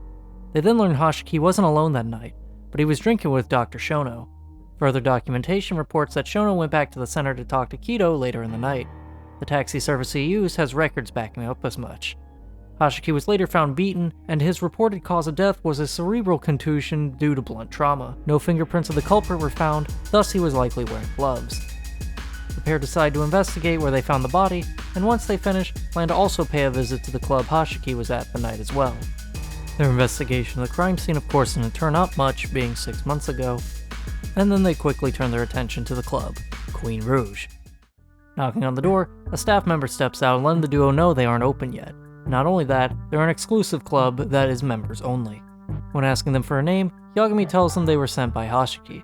The staff member tells them he hasn't heard of that name before, stating all recommendations must come from a current member. Yagami points out that the staff should know something, more specifically one of the girls. The employee doesn't play nice, however, instead tells them if they can become members, he'll let them inside, before noting their prices are far from cheap. Kaito then points out the place is hiring and shows the man a photo of Mafuyu asking if she'll be able to get the job. While the employee plays around with the idea, Yagami shoots Kaito a look. Kaito, knowing how this looks, whispers if Yagami has a better idea. Being dumbfounded and nothing better to go with, given all Mafuyu needs to do is get hired and find out what Shono and Hashiki were up to, that'll be enough. While the staff member ultimately decides against Mafuyu, Kaito then switches gears to a picture of Sayori instead. Yagami of course groans that if Mafuyu wasn't able to be a shoo-in, Sayori might not be any better. Much to the duo's surprise, the staff member lights up at the picture of Sayori and scouts her out like a football coach. He's saying she's a diamond in the rough, the potential's there, I see it. He then says once they bring her by, and if they bring her by, he'll hire her on the spot, no questions asked. Kaito then hurries off as Yagami begrudgingly follows behind. They ponder for a moment how they'll get Sayori on board for their plan, as Kaito brings up her sweet tooth. Initially, Yagami scoffs at the idea as he brings desserts to Genda's office all the time. Kaito, however, insists that he's got an ace up his sleeve, before then shifts all responsibility onto Yagami as he wanders off. Yagami then gives Tsukumo a call to help learn of any sweets that he can snag that are both hard to come by and also very popular. Finding a place that sounds suitable enough, Yagami makes his way over, only to find the store manager dealing with some thugs harassing him. After forcefully shooing the men away by shoving his foot up their rears, Yagami then asks the store owner if he has any special mochi for sale. Initially, the man tells him he's sold out, but then he remembers he keeps them away for special occasions like for TV interviews and the like. As Yagami discusses payment, the store clerk practically shoves it in his hands free of charge. Heading back to Genda's, he turns his attention to Sayori, who takes the mochi out of his hands and hurries back to her seat without a word. Genda then tells Yagami they need to have a talk. Apparently, Hoshino told Genda everything about looking into Shintani's murder, as well as looking back on Okubo's case.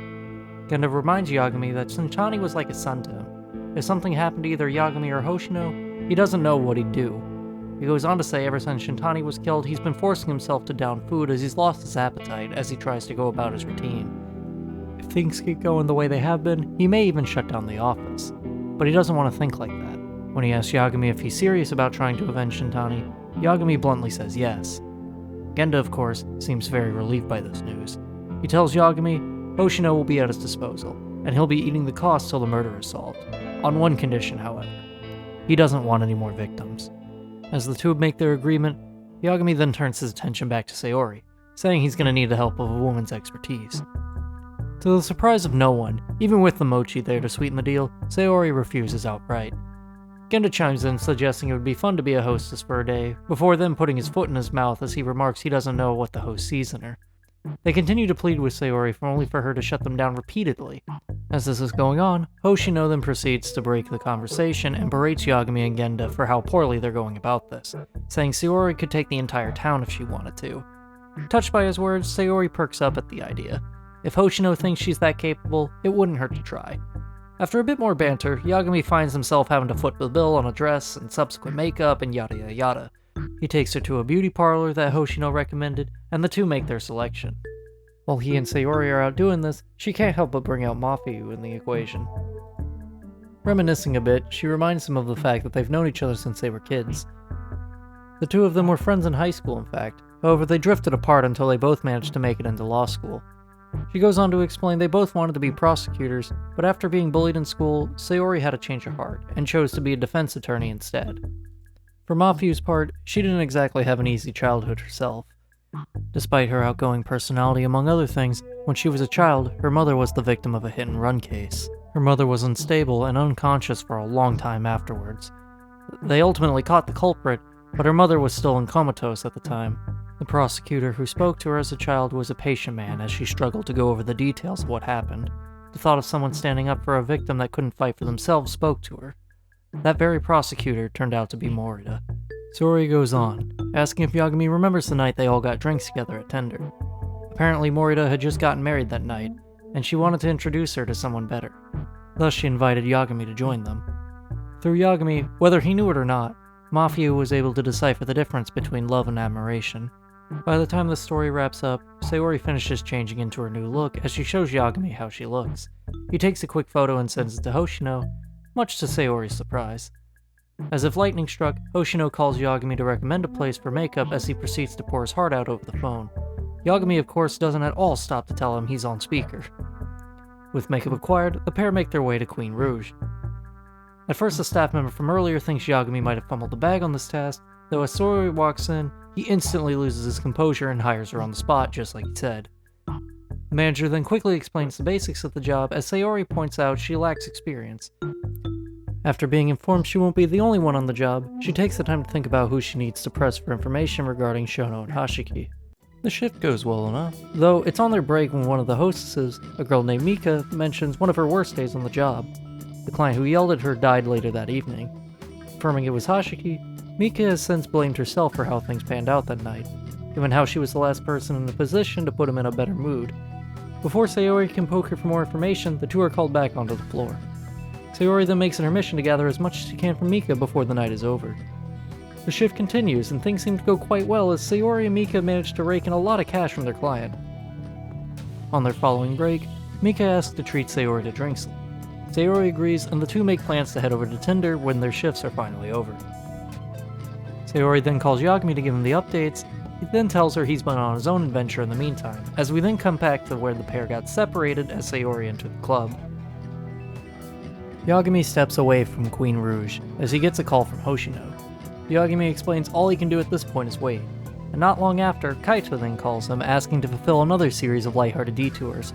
By the time Yagami decides to head back to his offices, Kuroiwa and Ayabe approach him. Kuroiwa puts on a guise of at least wanting to have a civil chat, and Yagami looks to Ayabe, who gives him the signal that things are okay. Yagami reluctantly agrees to then let them inside. When the group is situated, Kuroiwa explains there's been a leak in the prosecutor's office as some important documents have gone missing. More specifically, the documents relating to Hashiki being beaten to death in the street. Yagami of course maintains his composure as he refuses to sell out Mafiu, as he tries to usher everyone out of the room without causing a scene. Kuroiwa then cuts him off and points out that Izumita wants to talk to him in the morning about Shintani. When asking why he's even being considered a suspect, Kuroiwa dismisses it by saying it's classified. He makes it clear that if he refuses to play along, he'll be arrested and forced into talking. Ayabe then chimes in, making it known Yagami would rather do this willingly. Annoyed, Yagami resigns himself, but points out he can't really defend himself if he doesn't know what he's being accused of. Kuroiwa again tells him that it's up for Izumita to decide. When the matter is settled, Kuroiwa leaves as Ayabe stays behind. As soon as the door closes behind him, Ayabe mentions he's been getting dragged all over the place lately. After grumbling that he can't operate like this, he then proceeds to leave himself. Some time passes as Yagami sits at his desk, with Sayori calling him to provide the updates, as we're now caught up to the present. Making his way to Tender, Yagami is introduced to Mika. She confirms to Yagami that Hashiki and Shono were in fact at her table the night in question. She explains nothing seemed out of the ordinary, however Hashiki seemed to complain about his boss while Shono just smiled and nodded along. Yagami asked her what he was going on about, to which Mika specifies that he was rambling about Director Kido and the 89 drug. Supposedly, Kido was getting sweet-talked by all sorts of people looking to profit off of 89. Not all those deals were necessarily over the table either, as Yagami asked Mika if Kido was working with the Yakuza by chance. Mika thinks for a moment, considering 89 gave Kido a lot of influence, and specifies the cut he'd get out of it after the fact.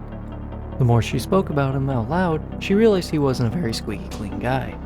Yagami then asks her if the name Kajihiro ever came up. Quickly bringing her up to speed on who they are, Mika seems confused at first, as she always thought Hashiki was a higher-up. Clarifying that she's right, Kajihiro is offering way too much money to look away. Mika shrugs and tells him she doesn't quite recall. He then switches gears, pointing out that she does manage to remember a lot about a conversation that happened so many months ago, to which she then asks him who can blame her given that the man turned up dead so many hours later after they spoke. She's been replaying that night regularly for a while now. By then she already knew about 89, as she mentions her own grandma suffers from Alzheimer's. She was really hoping they'd release it to the public soon, but hearing that Director Kido was just another run-of-the-mill slimeball, it broke her heart, so to speak. Yagami thinks for a moment before he speaks and asks if Shono's behavior stood out at all that night. She reluctantly remarks that Shono spent way more time eyeballing her than actively listening to anything that Hashiki was talking about. It wasn't until Hashiki supposedly blurted out that something was off about 89, suggesting a fabrication allowed whatever was involved to let 89 make it as far as it did. Mika then perks up, specifying that they mentioned falsifying the effects of the drug. Supposedly he said it was too good to be true, coming out of nowhere at just the right time. Yagami looks to Sayori with the idea that Hashiki brought Shono along to try and figure out if 89 was even real.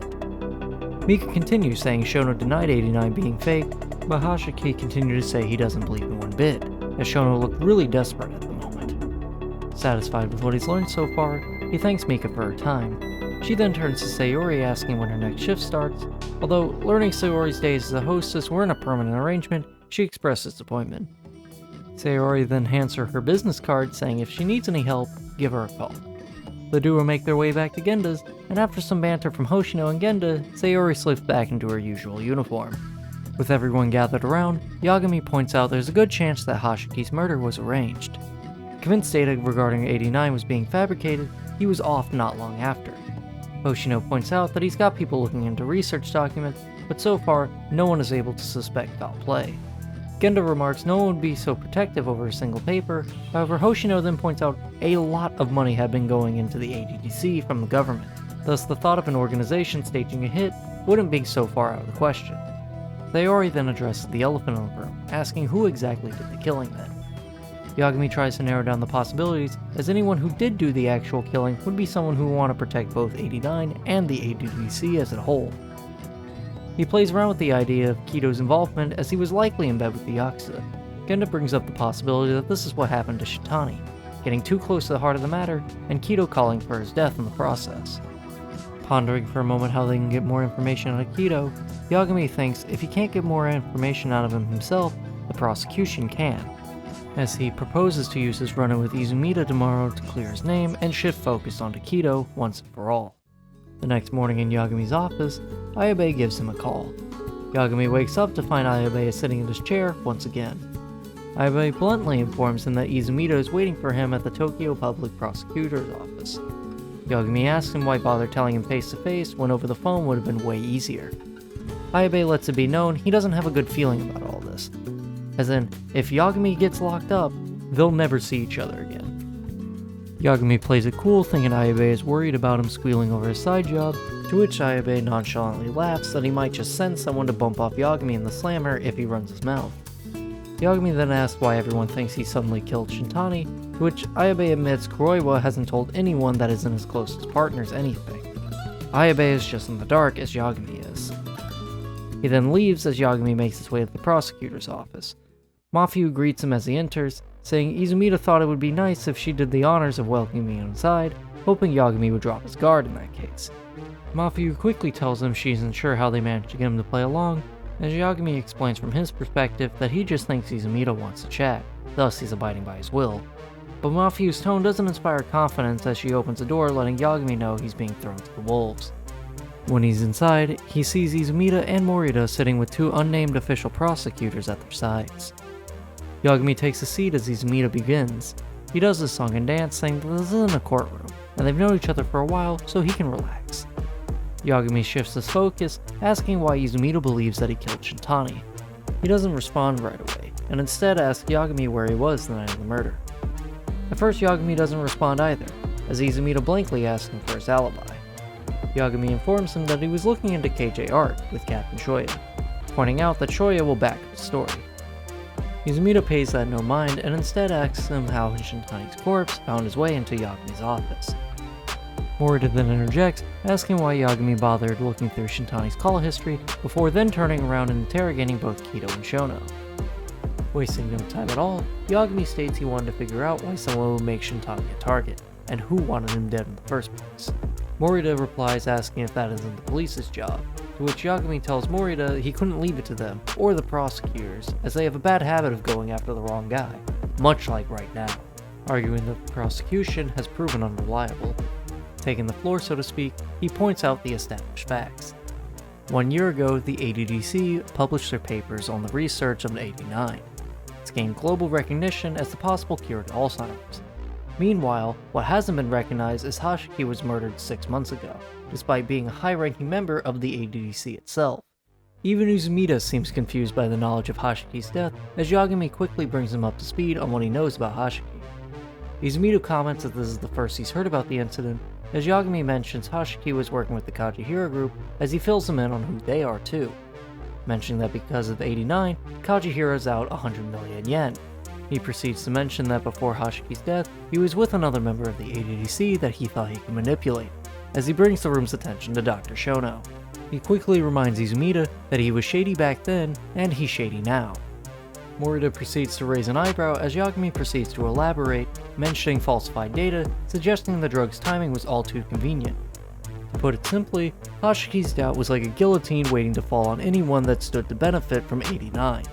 Realizing he's gotten the room's attention, Yagami changes subjects back to Shintani, saying that his phone call managed to kick the hornet's necks and got stung as a result. Anyone who seems to get too close to the truth of 89 winds up dead. Yagami then asks Izumida again why he's being accused exactly, given how little information the prosecution is going on. Morita manages to remain composed as he's impressed Yagami did his homework on all this. Yagami scoffs, saying that he'd rather work with Morita than Izumida, as he'll happily share his findings, making it known that he can't blow the lid on 89 all by himself. As all this happens, Morita's phone finally begins to ring. As he answers it, he learns that an arrest warrant has been filled out. At first, Yagami's confused, but Morita specifies that it isn't for him. But he isn't safe just yet himself, in the interest of closing the case. It's then Izumida claims who killed Shintani was Ayabe. He continues saying the bullet they recovered matched Ayabe's firearm. He apologizes for keeping Yagami in the dark in all this, as they wanted Ayabe to be entirely in the dark himself as they were doing their investigation. It takes much more effort to arrest an active officer than your typical thug or civilian, thus making Yagami the primary suspect, all as a ruse to keep things from getting too suspicious for Ayabe. Morita tries to cushion the blow and say none of this was an act per se, but that they also know Ayabe's side gig is a thing, thus it wouldn't be surprising if they see Yagami again sooner than later. Yagami plays it cool, but he glances at Mafuyu, who looks more than worried. Not long after, Ayabe then calls Yagami as Morita and the others get up to leave. Before they can exit, Yagami ensures to project his own voice to have everyone's attention. Ayabe's freaking out on the other end, claiming to be set up for Shintani. Yagami lets Ayabe know he's looking at the ones that are accusing him right at that moment, as Ayabe asks him to take his case. Yagami agrees, as he stands up to then leave. Yagami looks at Izumida and Morita, and rather than insult them despite everything, he tells them they're being played, and he'll get to the bottom of this. On his way down the hall, he quickly fills in Gendo on what's happening over the phone, and later that evening, Yagami and Hoshino make their way to the detention center. When Ayabe gets seated for questioning, Yagami makes it known that Hoshino will be the one defending him in court, much to Ayabe's displeasure. Yagami still claims to be looking for the evidence in the background, and to have some faith in Hoshino. After some back and forth, the trio get to the facts. Ayabe's gun was used to kill Shintani. The rifle markings on the bullet match those on Ayabe's gun.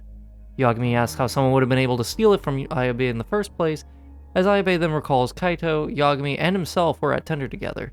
After the duo left him, he decided to hang around the bar a little bit after Kuroiwa made his presence known and the others left by extension. As he went home, however, he can't recall what happened next. He was knocked out cold and can't figure out who did it. Whoever knocked him out also moved him afterwards, dumping his body onto a bench at a children's park in another section of town. Yagami asks him how long he was out for, to which Ayabe says about an hour or so. But within that time, someone took his gun while he was unconscious, killed Shintani with it, reloaded it, and then put it back in its holster as though it had never been used in the first place. Yagami then asks if Ayabe reported being attacked, to which Ayabe shakes his head, claiming nothing was even stolen. Had he reported it, he would have been in more trouble. Yagami then comments hadn't Ayabe not been such a dirty cop in the first place, he'd have been able to report the issue without a side gig being discovered. While Ayabe agrees, Yagami points out the culprit would have been counting on that. Whoever the culprit was, they specifically went after Ayabe knowing that he wouldn't make a big deal out of it. For Ayabe's part, he didn't even know that he was being charged with murder until he was taken in. The entire reason Kuroiwa was with him was likely just to make sure he wouldn't skip town. The three continue to talk for a moment, but eventually Yagami and Hoshino pack it up and head back to Kamurocho to get facts. Hoshino for his part errs on the side of caution a bit as he suggests what if Ayabe is lying? What do they do then? Yagami then makes it clear, while Ayabe might not be the cleanest officer while he's on duty, he's a decent guy all things considered. For now, Yagami suggests the only real culprit they can think of would be the mole. Hoshino then heads back to Genda's to fill everyone in on what they've learned so far, as Yagami tries reaching out to Matsugane in order to hopefully track down Hamura, suspecting someone close to the case will have some form of intel. Walking into Charles, Higashi is confused by their sudden appearance. Yagami responds by asking where Hamura is hiding out, and Higashi makes it clear not even he knows. He tries thinking for a moment about Matsugane himself, but he's then also told it'd be a bad idea if either he or Hamura were still around the city, as the Kyorei would likely be hunting them, and very easy to find if they were still within the city walls. Yagami, understandably getting a little frustrated, asks if Higashi can at least get in touch with them despite not knowing their whereabouts. Higashi tells him he'll try, but he can't make any promises. Later that evening, Yagami and Kaito proceed to spend some time around the city till Hashiki calls back.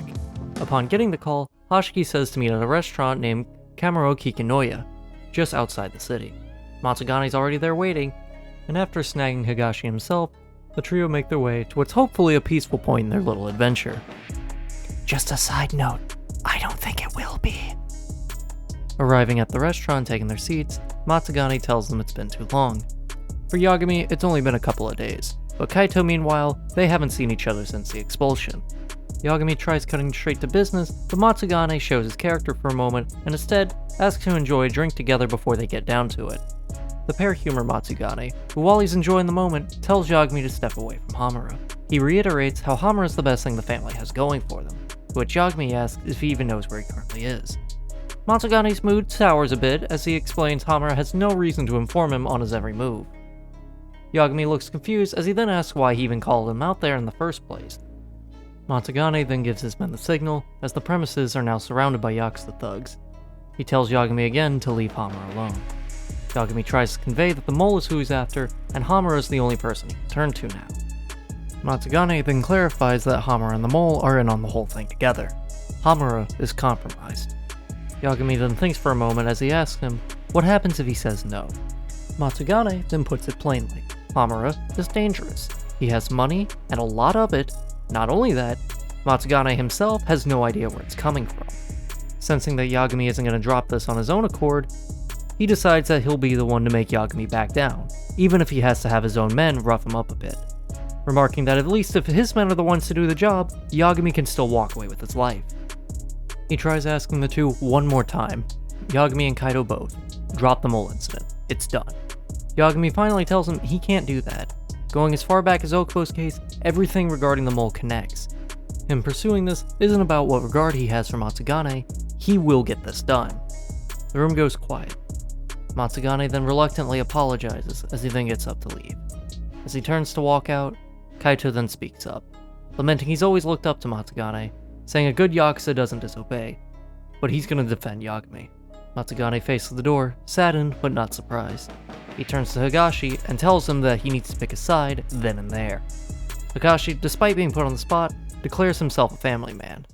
Matsugane then hands him a knife and tells him to prove it, as he then leaves. Clearly distressed, Higashi turns to Kaito. Kaito just keeps up a grin and says it's just bad luck after all. Higashi readies himself and draws the blade as the fight begins. Higashi, backed by the Matsugane clan, against both Yagami and Kaito.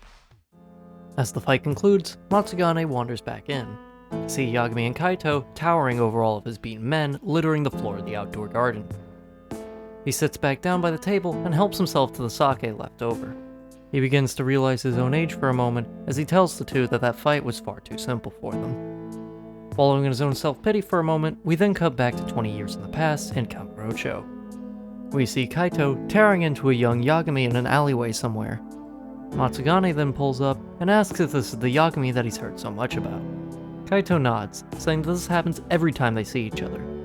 Matsugane teases Yagami as he squats down to look at him. He asks Yagami if this is some kind of sick pleasure thing, or if he's even right in the head. Yagami just grunts, as he's got more sanity than any Yakuza. Annoyed, Matsugane quickly puts Yagami in his place, before giving him a warm smile. He goes on to say that he was a lot like Yagami when he was younger. He was in such a bad spot at one time, he just started punching everything that upset him. Kamurocho was where he ended up with nowhere else to go. Yagami is no different. Yagami tells him he doesn't know a damn thing about him, as Matsugane just says he knows all too well. He goes on to say sometimes folks have no choice but to go to the underworld. He tells him that while his own chance might be gone, Yagami still has a future worth looking forward to. As he gets up to leave, he stops himself one more time as he tells Yagami Kamurocho is a city where even if you start at the gutters, the stars can still be reached. If Yagami wants to get on that, he'll happily show him how. If anything, he asks if his and Kaito's fight nights could come to an end. We then cut back to the present, as Matsugane struggles to enjoy another drink. He tells Yagami that the mole is a hired gun employed by Hamura, one whom he turns to regularly to do any of his dirty work. Matsugane doesn't know anything about this person, only that he's a professional. Hamura is the only person who knows their name and face. Yagami tells him he's still going to pursue them despite this knowledge. Matsugane replies that finding them won't be the end of it. Yagami then tells him he'd rather try and regret finding them than not trying at all. Matsugane just hangs his head low, proclaiming nobody listens to their elders anymore. Yagami then tries to explain that the Matsugane family he knows wouldn't sit by idly while cold-blooded murderers on the loose. He tries suggesting that they don't need Hamura, but Matsugane interrupts, saying times have changed. Hamura is the Matsugane now. As Yagami gets up to leave, we see Matsugane one last time in the room the fight took place. Furniture beaten and destroyed everywhere, and Matsugane's own men littering the floor unconscious. Back in Kamurocho, Yagami and Kaito are now back at square one once again. Kaito plays it cool, however, and says he found a hint in Matsugane's words. While Hamura may be in hiding, the family still turns to him for guidance now, suggesting that he's likely communicating with the family fairly regularly. He then suggests if they listen in on their conversations, they can find him. As the two then devise a plan to plant bugs around the family offices, Yagami heads over to find Tsukumo. Sitting at his usual spot in the local internet cafe, Yagami brings Tsukumo up to speed. Scrounging up the funds to get the parts and the labor taken care of, Tsukumo explains what he's made is designed to look like a power outlet. It has a range of over 100 meters, and it'll even go through metal plates and other obstacles.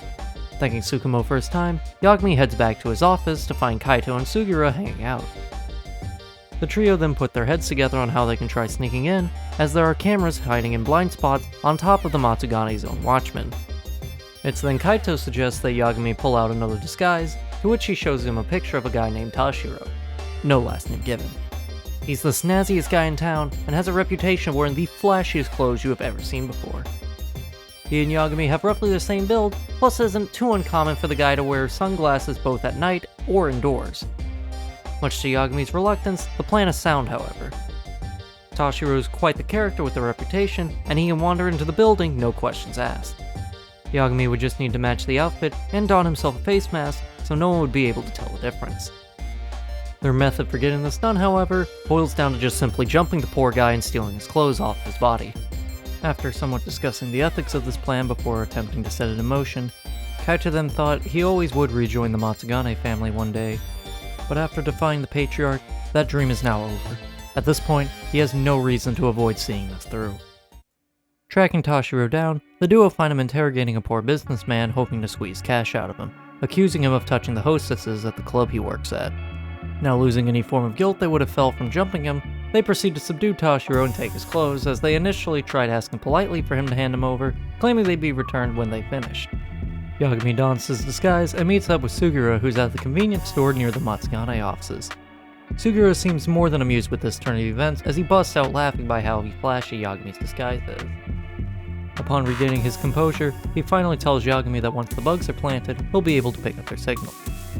Yagami then makes his way inside, and as he makes his way through the offices, it seems like Tashiro at the very least is popular among his peers, as guys call out to him when they can hang out again, and things of that nature. Making his way into the main office, the thug on the lookout asks him to hold down the fort for a couple minutes while he grabs a snack downstairs. This gives Yagami the perfect opportunity to plant bugs all over the office. As he's finishing up, the guard finally returns. However, unfortunately for Yagami, he's found standing in the boss's room, which the guard takes issue with since he'd been responsible if something happened. Realizing it's Yagami, the room is then filled with guards as a fight begins. One of the men pulls out a gun on Yagami as the power in the office then goes out. Using the chaos to sneak out, he reunites with Sugura, who asks if he enjoyed his show of playing with the breaker box at the last second. Having accomplished their tasks, and after a quick thank you, the pair head off further into the city. Realizing they're finally a safe enough distance away, Sugura tries out the new headpiece, and sure enough, the men are already reporting on the incident that went down to Hamura himself. Listening in, they learn that Hamura is at a gambling den called Chohan. Not sure where to look first, they head off to Koiburai to see if anyone in Lamont knows where to find it. Asking around, and after playing wingman for one of the patrons, Yagami manages to learn Chohan is an exclusive bar with no signage out in the Champion District. In order to enter, he needs to do a series of gestures such as knocking 3 times, asking if he can talk to the moon, and so forth. It's as he's leaving that Yagami finally bumps into Kaito, who asks him what the plan is when they finally find Hamura. Yagami tells him point blank he's gonna vent quite a bit when they get him. Kaito laughs, saying he feels the same way. Making their way inside of Chohan, the two take in the sight of the surprisingly elaborate gambling arena they found themselves in, as they look for Hamura among the bustling crowd. As soon as they do find him, however, Yagami makes his presence known by walking over the gambling mat Hamura's group is playing on. Hamura isn't too pleased and sicks his mind on Yagami. After the scuffle ends, Yagami sends Hamura to his knees as he pulls up a chair for himself while Kaito manages to grab Hamura by the throat, interrogating him for the incident that got him expelled from the Matsugane. After Kaito says his piece, Yagami then bluntly asks Hamura how many he's killed using the mole, as he brings up all the victims plus Shintani. Yagami continues, linking the ADDC, 89, Director Kido, and so forth, making Hamura painfully aware of just how much he knows about the situation. Hamura doesn't respond right away, to which then Yagami asks him if Director Kido is the mole. Much to Hamura's amusement, his laughter tells them they're dead wrong, as Yagami realizes Shintani wasn't trying to talk to Kido at all. Replaying the events from the other day at the ADDC himself, Yagami then asks Hamura if Shono is their man. Hamura doesn't respond. He only hangs his head. Before they can ask him anything else, fire breaks out as Hamura's men rally, ambushing Yagami and Kaito as one of them tosses a grenade at the pair's feet. They run for cover at the nearby bar as an explosion in the ongoing fire makes short work of the business. The next morning, we catch Hoshino listening to the local news stations discussing last night's fire. He remarks that the plan must have not gone so well, as Yagami replies that things were desperate. After some banter, Hoshino explains that they're going to need help from someone that's an 89 professional. Much to Yagami's dismay, that one person turns up to be Hattori. Initially, Yagami tries backpedaling and saying he'll find a lead somewhere else, but Hoshino insists that this is their best bet. Yagami groans and heads off to where Hattori is waiting for him, Kyushu No. 1, a local ramen joint. There, he finds Hattori snapping pictures of the newest ramen bowl at the restaurant, as Yagami tries knocking him down a peg for suggesting that he should be using a studio camera rather than his phone to take pictures. Hattori shrugs it off, saying that cameras on the phone have gotten so advanced it doesn't matter anymore.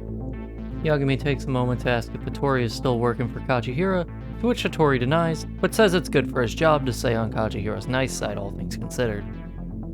Hattori then laments he wishes Yagami could open up a bit since he's the one that found Shintani's corpse. Yagami then makes it clear that he's there to discuss 89 and nothing else. Hattori groans before getting back on track, telling him first that Yagami owes him now for this. He proceeds to explain how a drug is created before it's given public use, specifying Alzheimer's-related drugs so far have only slowed the process of the disease, never cured it. Yet here's Director Kido, with 89, claiming that it's been very effective on mice when tested. He goes on to explain how a very real possibility of Alzheimer's is for everybody. If he ever shows signs, he'd see a doctor right away, as out of all forms of dementia-causing illnesses, Alzheimer's makes up 70% of those cases.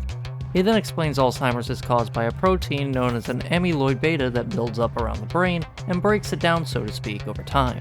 affecting how the brain handles memory, specifically the first phase, encoding, making it difficult or even impossible to acquire new information. Not only this, it jumbles up the pre-existing memories, as he gives an example of patients being able to recall the correct date, but the wrong calendar year when asked. After this explanation is concluded, Yagami asks how 89 is supposed to cure it. Hattori then tells him that when it was tested on mice, it used a process known as autophagy, basically causing the amyloid beta protein that builds up around the brain to eat itself and break down.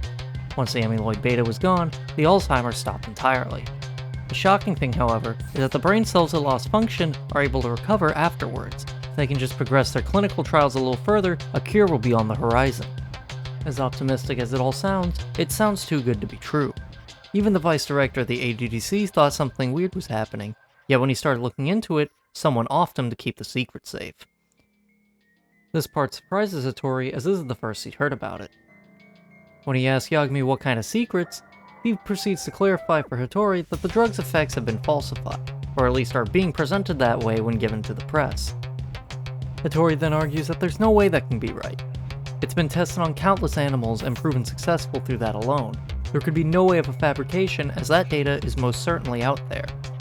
Yagami asks him if he's sure about that, to which Hattori just tells him yes outright, saying he's in the crowd that thinks 89 should be hurried along to release, even if the paper isn't as airtight as initially conceived.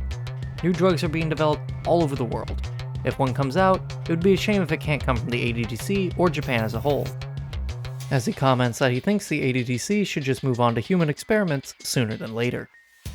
And it's that line alone that has Yagami think for a moment about the victims thus far. He asks Hattori if there's absolutely anything at all that stands out that could warrant suspicion. As Hattori thinks for a moment, he does finally point something out. Kido is listed as the sole author of 89 research. He did so purely to lend it credibility, as there isn't any mention of Dr. Shono to be found. It's then Yagami realizes that Shono is the creator of 89, confirmed even further by Hattori claiming the paper would have never gained traction without Kido. Yagami then makes his exit as he takes all this in. He returns to his office to find Sugiura, Hoshino, and Kaito lounging around once more. When he recaps what he's learned so far to the group, Hoshino speculates that the possibility Shono is hiding the truth of 89, even from Kido. Yagami then mentions that Hattori was discussing human experimentation, and that's what stuck out to him. He elaborates as 89 is about ready for human trials, as Sugiura, initially trying to crack a joke, asks what's so significant about that.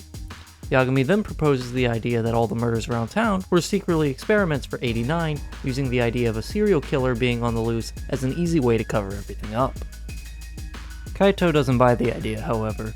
He thinks Shono having an assassin set on speed dial to bring in test subjects is absurd. Yagami eases back, mentioning how big of a stretch that must sound, but Hoshino then asks if that were true, why would Shono have to kill them? It's a dementia drug, not a chemical weapon. Sugiura then asks if 89 really did have any insane side effects, proposing the goal wasn't to kill anyone, but they died anyways. It's then everything starts to click for both Hoshino and Yagami. 89 is harmless on mice, but lethal on humans. If this is true, the amount of experiments they need to have to perform in order to ensure it works in trials would be heavy to say the least. And if Shono was using the Kiore members for his trials, he would have resorted to the mole. Kaito then asks, if they're doing tests, why seemingly pick your subjects willy-nilly? Why not an actual patient? Hoshino then clarifies that testing on healthy humans isn't unheard of. In fact, they're the control group to ensure safety. Kaito simply repeats himself as tensions begin to flare between him and Hoshino, as neither one of them budges on their perspective. In this spirited discussion, Kaito spits out something that sticks, sarcastically claiming Waku was experimented on. The entire room goes silent as everyone but Kaito realizes what he just said. Sugiura mentions that Waku, the victim of Okubo's case 3 years ago, had Alzheimer's. Kaito remains confused as Yagami has to spell it out for him. Waku was in fact murdered, and had Alzheimer's, but it wasn't Okubo. Not only that, the real killer was never found. All this included, the ADDC does experiment on patients living in the general ward where Waku was staying. As Kaito's starting to understand the logic, he points out 89 didn't exist 3 years ago. It was only announced last year. Hoshino then remarks that even so, the research that went into the paper would have had to have gone back further than just a single year. If 89 had killed Waku 3 years ago, the ADDC is done for. The group continues to put their heads together as Hoshino plays around with the idea. He asks why would Shono experiment on Waku in the first place. there's normally much more that goes to ensuring a drug is safe before clinical trials. Yagami considers that maybe breaking protocol and testing it right away would save him years of red tape and just being able to test it unrestricted. Yet despite clearly knowing the risks, Shono was still experimenting. Yagami then turns to the group and says it might just be a theory, but he's seeing some sense in all of it. In that moment, Sugura finally speaks up, saying Okubo would have truly been innocent in that case, before bringing up being on death row over Emi. Kaito cuts him off, saying they'll get to that in time. Hoshino then recaps the train of thought again from the top. Waku died after Shono administered 89 before it was ready, the tests are still ongoing, and Hamura's handing off members of the Kyori clan as guinea pigs. Sugura then asks why Shono would even be involved with the Yakuza or assassins in the first place, as Yagami proposes the idea that someone close to him might have had connections. More specifically, Director Kido. He'd have the funding to hire an assassin, and even the previously established rumors of collusion from Hattori's hit piece that never really took off. As Hoshino seems to be on board with the idea, Sugura still isn't convinced. Kido looked ecstatic when he was given the initial press conference on 89, and had he truly been aware of human experiments, he'd have a much different expression on his face in all the pictures. Hoshino then suggests that Kido probably didn't find out until after the fact. Shono gets Kido to sign off on the paperwork and publicity, but still gives Kido all the credit. Even if Kido found out, he'd already put his credibility out there. His reputation would be ruined. Shono then uses Kido's funding and networking to bring the Mole and Hamura into tow. As the group is beginning to realize more and more that Shono is behind everything, Kido is nothing more than a puppet. It's then Kaito speaks up and asks when the murders had to have started in that case. Yagami claims 6 months ago, when the vice director Hashiki ended up dead. He was someone in a position of power at the ADDC who was getting disturbingly close to the truth about 89. That would have been a huge problem for Shono, so while someone was off killing Hashiki later in the evening, Shono himself was in a taxi that evening heading back to the center. Despite all this continuing to mount up and begin to form a bit of a pile, Sugura still isn't convinced. He makes it clear that he thinks the entire theory is just too convenient. If Shono killed Waku 3 years earlier, then Okubo would have been in the clear in that case. Kaito argues Okubo would have been proven innocent in the matter, as Sugura then brings up Okubo killing Emi right after and going into extensive detail on everything regarding that case that's public knowledge, tying it all to the fact that the court likely had Okubo wrong all along. Yet here Yagami was being confident in his theories once again. Sugura doesn't stop there, as he proceeds to even accuse Yagami of running away from taking responsibility for Emi's death. Kaito then very calmly tells Sugura to cool his jets, but he doesn't back down. If Yagami wants him to follow his theory on Shono to the end, he needs to prove Okubo's innocence for Waku's murder. Kaito half-heartedly asks how they're supposed to do that, as Sugura then puts it simply: ask Okubo. Yagami comments it's not exactly convenient to meet up with a death row inmate, but Sugura just shrugs it off, saying that shouldn't be a problem for a lawyer. Yagami acknowledges the possibility is feasible, but he abandoned Okubo after Emi died. Sugura continues to say that that's a poor excuse, as if he wants to prove all this, he needs to be thorough. Yagami finally asks Hoshino to arrange a meeting with Okubo, as Yagami then heads back to Genda's to look over the old case files while Shono gets in touch with the prison. Moving right along, Yagami strolls his way into Genda's as the man himself is sitting at his desk. Yagami wastes no time in asking for Okubo's case files and lets it be known that he's seeing the man soon. Genda seems confused, but Sayori darts up from her seat and starts searching for the files without needing to be told. Time passes as Yagami looks over the documents. Sayori approaches him later with a small binder containing the case files for Emi's murder, assuming that they would be useful. While Yagami is hesitant, Sayori insists. Looking over Emi's case, he begins to recount the facts to himself. Emi Terasawa was 26 at the time of her death, dated December 2nd, 2015, around 11 p.m. that evening. Her body was found on the second floor of a burnt-out apartment building, the cause of death being blood loss after being inflicted with 15 stab wounds to the chest. She died before the fire started, as no ash was detected in her lungs. Shinpei Okubo, the victim's boyfriend and roommate, was found and arrested at the scene.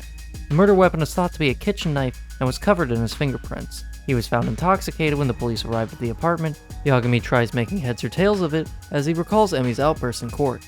She advocated for Okubo during Waku's case, and he was a man of his word, hadn't touched a drop of alcohol in over 6 years. Back to Okubo, he claimed he doesn't recall ever drinking that night. He woke up surrounded by flames and pleaded innocent since day one. Genda then approaches Yagami asking why he's doing this. As Yagami explains, he never felt like he closed the book on the case, This has been something long overdue. Even with Waku's case, they couldn't prove his innocence definitively, only that he wasn't guilty of murdering the poor guy. As far as the general public was concerned, however, he might as well have done it. Okubo lost his job, and his personal info was slandered online as a result. The guy almost never went outside, and he couldn't even sleep without pills at night. He then tells Genda he never bothered to ask about any of that, not that he cared to know. Yet one day, Okubo drinks again and kills his girlfriend. Genda takes all this in, and he asks Yagami if he blames himself for all that. Yagami slumps forward in his desk as he remarks that he felt like he let a murderer loose. He might as well have sentenced Emi to death himself. Genda can't watch this as he grabs Yagami by the shirt and tells him that he needs to remember his dad's last case. The defendant in question raped and killed a 15-year-old girl. At least that's what everyone in the country believed, except for his father. Yagami's father never backed down and turned the trial around. Not because he wanted to win a particular verdict, or to even figure out the truth.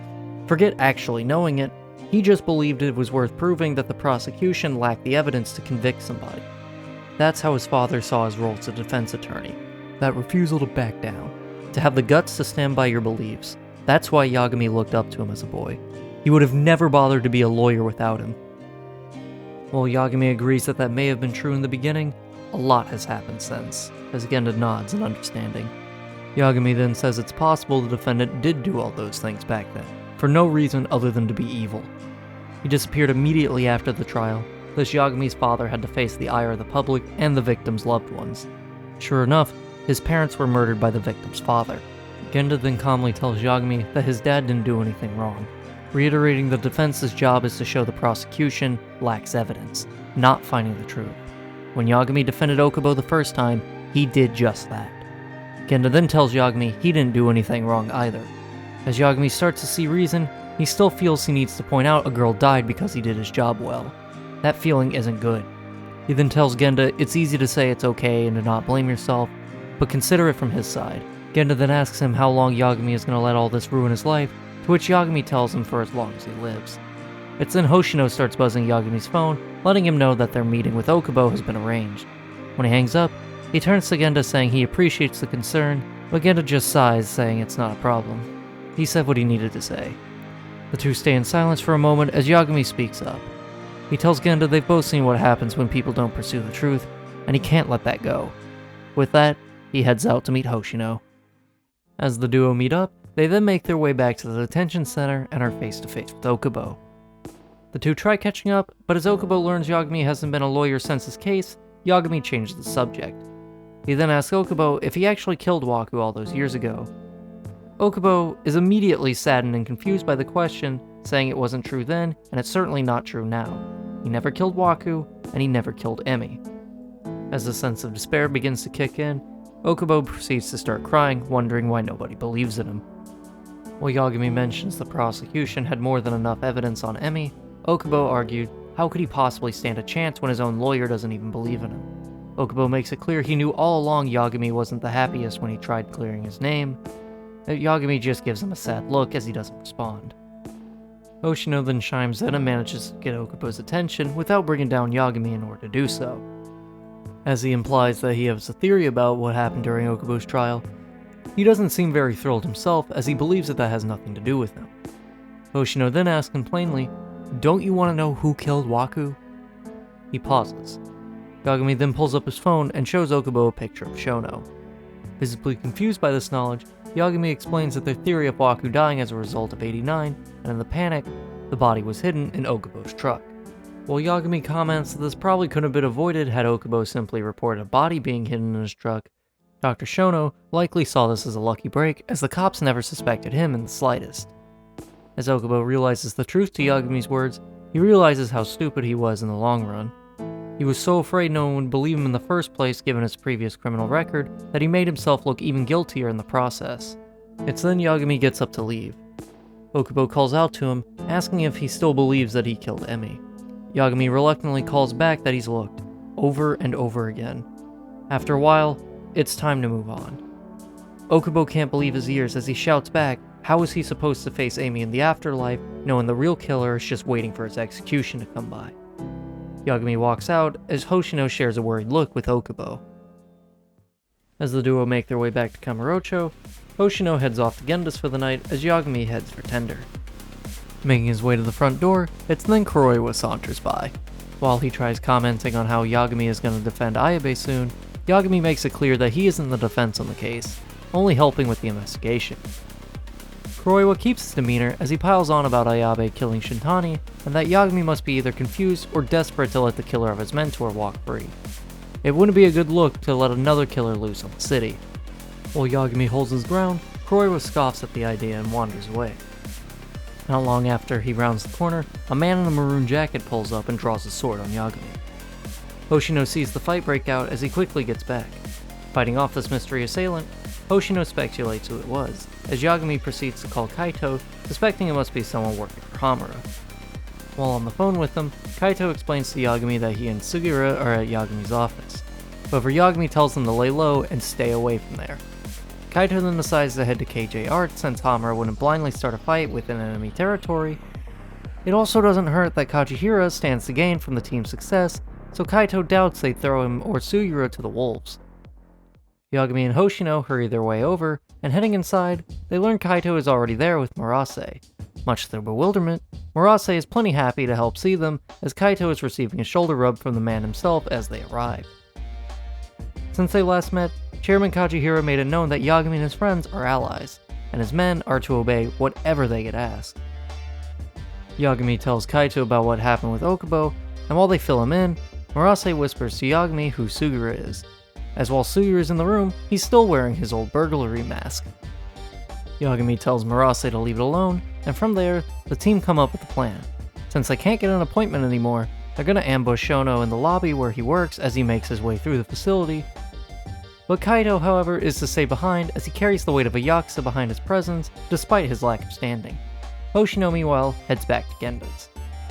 As Sugiura and Yagami reach the ADDC, Yagami makes his way to the receptionist to find out if Shono is still working at the office this late at night. Much to his convenience, he's told Shono is always the last one out.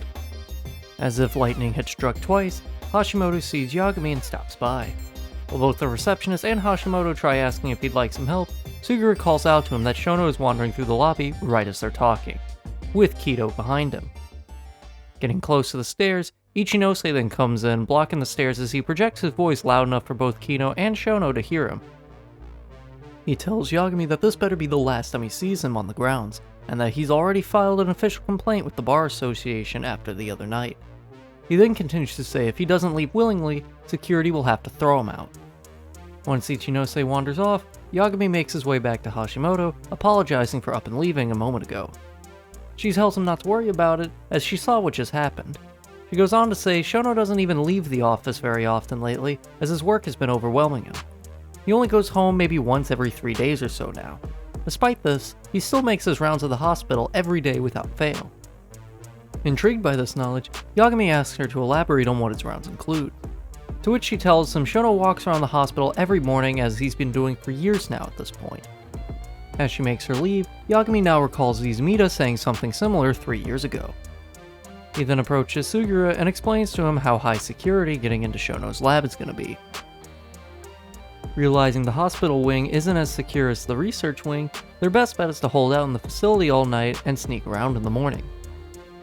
The two then devise a plan to sneak into the garage, with the first step being to scope things out. As they turn to the exit, the duo are surrounded by a dozen security guards who try escorting them out, guiding them to the most barren parking lot around the grounds. Asking what the problem is, the men tell the pair they were instructed to ensure Yagami was to never show his face again as a battle breaks out. Making decent work out of the guards and relieving 2 of them of their uniforms, the duo then make their way past the security checkpoint in the parking garage and await by the service elevator as Yagami enjoys himself a smoke break while they wait for morning. Standing there with nothing better to do for the moment, Sugiura asks what Yagami's plan is once they face Shono again. Yagami doesn't flinch and tells him his plan is to ask him outright. What happens next depends on his response. This is the last time they'll get to talk to Shono before Ayabe's trial, so they're gonna make it worth their while. As Sugiura accepts what he's hearing, he begins talking out loud. After Okubo was declared innocent, wouldn't the cops have looked into who actually killed Waku by now? Yagami then suspects that after Okubo was let loose, he then was charged with murder again right after, the cops probably didn't have a reason to keep looking into it. As they discuss all this, Sugura claims it's all too convenient for Shono. Waku dies, and there's a believable story that Shono did it, but Okubo is suspected instead. Okubo is then declared innocent, but then Emi dies. What if Shono killed Emi to blame Okubo again? This thought surprises Yagami as he realizes how much of a threat Emi could have been after the trial. He turns to Sugura and asks how long he's been thinking about this. Sugura explains he got the idea when Yagami told him what's become of Okubo. Yagami then stops for a moment and reflects on Emi's death. Even without evidence, he wants to believe in Okubo. Emi's death was such a shame that he just shut down. But in that moment, he's more than ready for the morning sun to come. As the sun rises and the doctors enter the general ward, Shono finds the two sitting calmly waiting for his arrival. He panics as he runs away, calling security. Yagami and Sugura hurry their way through the crowd and eventually pinning him down and throwing him into an empty patient room that used to belong to none other than Waku. As they enter, Sugura locks the door behind them as Yagami then asks Shono up front about using 89 on Waku. While Shono plays dumb, Yagami lays it on thick that he knows about the mole. Shono then lets it slip that even without elaboration, he knew what Yagami was referring to. And at that moment, Yagami taunts him, saying if he truly was busy on 89 and nothing but, how would he know anything about street drama like the mole in the first place? After all, the mole isn't something that's been covered on any news station, only those closest to all the murders around town. He then proceeds to recap the chain of events. Shono killing Waku by accident in the middle of the night, and taking a wild risk to plant the body in Okubo's truck. It only worked out by chance, and even then, after Okubo walked free, Shono couldn't fess up, and Emi had been killed. But despite this, Shono is still playing dumb, but his voice is shaking as he asks who he could possibly have killed. Yagami then gives him a nice reminder as he throws him a picture of Emi. Shono would have had to have known Okubo had been taking sleeping pills, thus he couldn't wake up while Emi was getting stabbed to death. The reason Okubo was found at the scene drunk was likely because Shono injected him with alcohol to raise his BAC level. Even if the injection killed Okubo, the job would have been done and would have looked like an intoxicated suicide on Okubo's part. Once everything was said and done, Shono then set the apartment ablaze. Shono panics and tries to get up, but Yagami holds him down. He lets him know he realizes he's on the right track given Shono's reaction so far. 89 must make Shono feel like he's doing the right thing, but Yagami tells him up front that isn't true. It's then Director Kido finally unlocks the door, as Yagami turns to him saying they were just leaving. Before walking out, however, he taunts Kido, suggesting he must need a couple more test subjects on 89 before it's finished. Kido glances at Shono, as Yagami simply tells him he's gonna find the truth, even if it's the last thing he does. We once again cut back to 3 years earlier, as Okubo sits in the detention center, being interrogated and beaten by the officers looking after him. They don't pull any of their punches, fully believing that he killed Emi. Cutting back to present day again, Yagami is facing Okubo once again in the detention center. Yagami makes amends for abandoning Okubo years ago, as he tells him he believes he's truly innocent, and wants to avenge Emi's death. He asks Okubo, please, let me defend you in court again. As tears are shed, the two gratefully accept each other's support. Sometime later, Hoshino approaches Genda in his office, as he's about to set out to see Aibe. Yagami is going to keep his distance, as it seems the mole may target anyone at Genda's. The man himself remarks how Yagami may be looked up to as a hero one day if he manages to get Okubo's situation turned around, as we then cut to Yagami, Sugura, and Kaito in a white van listening in on the Matsugane family. As Sugura listens in, he doesn't have anything worth reporting just yet, as the team discusses how pivotal Hamura is going forward. If they can't catch him, the case will go cold. Yagami then sends out a drone to spy on the office interior, as he sees Higashi wander into the offices.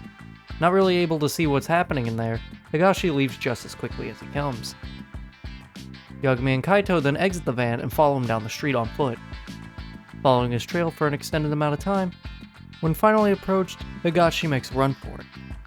After chasing him down into a back alley somewhere, Higashi makes it clear he was doing it so wherever they ended up, the family wouldn't think twice about what they were talking about. He then explains Hamura is using all his manpower to capture Yagami, and if anyone sees him, to alert him. Yagami doesn't seem very fazed by this still, as he very much wants to talk to Hamura again, though Higashi is still in the dark on his whereabouts. The two of them weigh their options, and ultimately decide on making Yagami look like an easy target for the Matsugane to try and fish out Hamura. Trying to make himself appear clueless, he waddles over to the tender after Kaito suggests if he tried looking intoxicated, maybe the Matsugane men would be more likely to pick a fight. Still with no luck, Kaito then suggests strolling into a Matsugane-owned club and boldly announcing his appearance. While he's out doing that, Yagami finds Matsugane men harassing a business owner. Interrupting the scene, the men then change their focus immediately as they're quick to take the bait and a tussle turns about.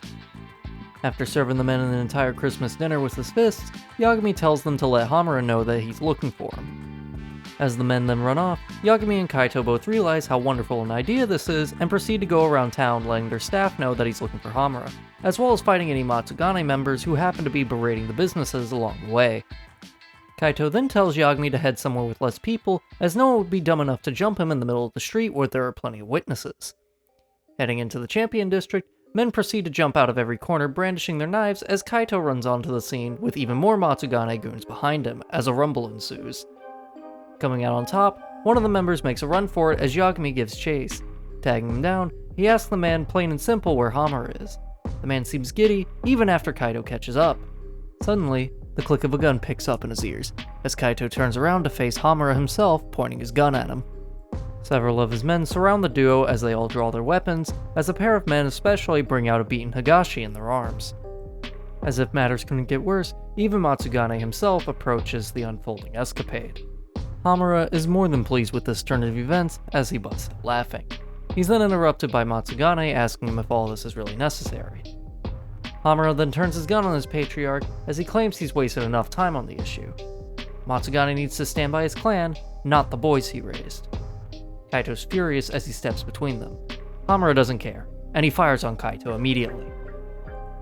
Horrified watching Kaito fall to the ground, Matsugane hurries to his side. Sugiura then sneaks up on one of the men and causes a distraction to get the firearms off of Yagami. Yagami wants to run to Kaito, but Hamura's men begin to freely open fire on him as he and Sugiura make their escape. Hurrying back to the van that Sugiura fortunately remembered to bring with him, Yagami races back and forth with thoughts on Kaito's well-being and how Sugiura found them in the first place. He quickly explains that all the grunts left the offices at the exact same time. He heard what they were up to over the bugs that Yagami planted yesterday and followed suit. Now see, when Kaito got shot, he got shot in the stomach, so at the very least, he's alive. And the Matsugane men will have to carry him out if they want to take him anywhere. He also quickly explains that the thugs kept mentioning the Soleil building when discussing Hamura, suggesting that might just be where they take Kaito after the fact. The duo drive off, and it doesn't take them long however to find the building in question, as it's visibly been abandoned for a while. Matsugane members litter the sidewalk right in front of it too. Diving in head first, the two stroll their way in, fighting everyone along the way. The further in they go, they find Hamura holding Kaito at gunpoint strapped to a chair. Hamura begins whispering in Kaito's ear that Yagami must sound worried. Kaito then quickly headbutts Hamura on the nose, as that gives Yagami enough time to run up and snatch the gun away and give Hamura the old one too. Yagami and Hamura proceed to throw hands for a moment before Yagami eventually comes out victorious. Sugiura, Higashi, and Matsugane make their way in just as the fight is over. Sugiura and Hashiki take Kaito outside. Meanwhile, Matsugane then chuckles that he's on Yagami's side as he picks up Hamura's gun and hands it over to Yagami. For understandable reasons, Yagami then points the gun at Hamura and demands some answers. Hamura tries begging Matsugane to betray Yagami, as if he himself were to go down, the aftermath of that would be pure chaos for everybody involved. When Yagami pushes harder, Hamura then swears he'd rather die than betray the mole, as he tells Yagami to pull the trigger already. Yagami then does just that, only to realize that the gun is empty. Matsugane reveals he did a small sleight of hand and took all the bullets out before he handed it to Yagami. Yagami then decides to take Hamura to a Kyorei branch to let them do all the heavy lifting on this interrogation, as they then reload the gun and haul Hamura over to Cabaret Hamurin. As they all arrive, Shoya is delighted to see Hamura in his presence against his will, as Yagami tells him why they're there, asking for their assistance. Shoya is at first hesitant, hoping to get a rematch against Yagami. However, they come to an agreement. Once they're done, the Kyorei can have Hamura and do whatever they want with him. As the interrogation starts, Matsugane, Murase, and Shoya are nearby to watch, offering any tools Yagami may need should it call for that. Yagami then asks how long Hamura has been working with the mole. Hamura doesn't reply, but Yagami puts the pieces together and gets confirmation from there. He points out Shono was the brains of the operation, as Hashiki's death was the first time they worked together. Asking where the mole is at this time, Hamura threatens he's on his way. None of them are really fazed by this, as Yagami asks him to name drop them already. Staying silent, Yagami finally turns to Shoya for some tools, as Shoya gleefully pulls out a pair of branch trimmers. Hamura then breaks his silence, as he specifies that first he was just an informat feeding off chaos in the city. He was the best in the business.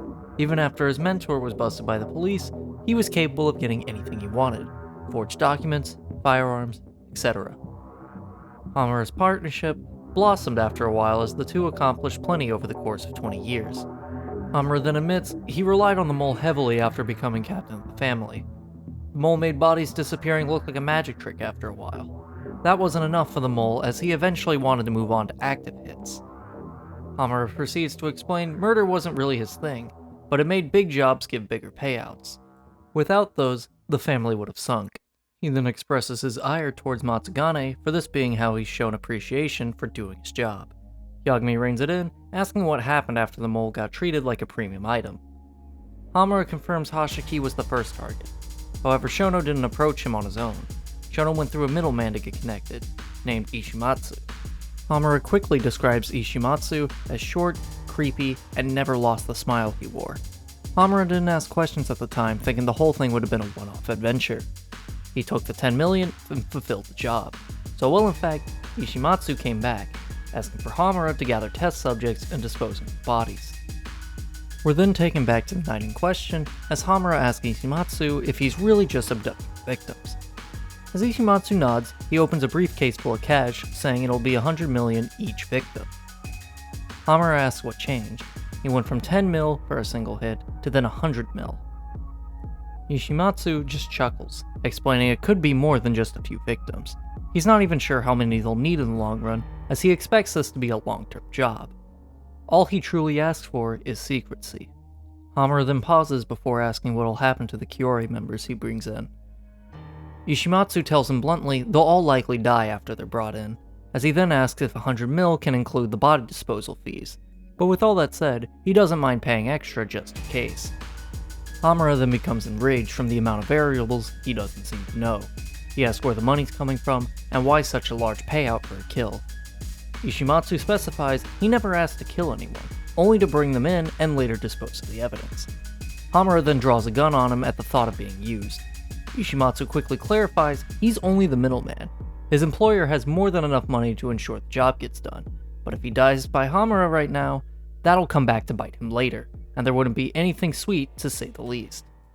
The mind games then break out as Ishimatsu continues, explaining Hamura can either take the money for playing along, or suffer the consequences for refusal. The money could be in his pocket, or be used to fill someone else's to kill Hamura instead. Hamura then puts the gun down and asks just who it is he's working for. It's then his employer Ichinose introduces himself, with both Shono and Kido at his sides. He explains showing his true face ensures trust between all parties and just how far he's willing to go for this job. Ichinose makes it clear that the abductions are to ensure that 89 comes to fruition sooner than later, as we then cut back to the present. Yagami can't believe his ears. What he thought was a rogue researcher coercing his superiors is actually a collusion case leading all the way to the top. Ichinose has been using the ADDC as his legacy for 20 years now, and 89 is his golden ticket to ensure it stays that way. Changing gears a moment, Hamura is then asked why the Kiori were specifically chosen for experiments. Hamura simply tells him it was Shono's orders. If it were normal civilians dying over this, it'd be national news. But Yakuza thugs winding up dead in rival territory? No one's gonna miss them. Hamura then turns his gaze to Shoya, emphasizing Shono specifically wanted the Kiori to be the fall guys since Kajihiro was the one trying to shut down the ADDC to begin with. Civilians were strictly innocent.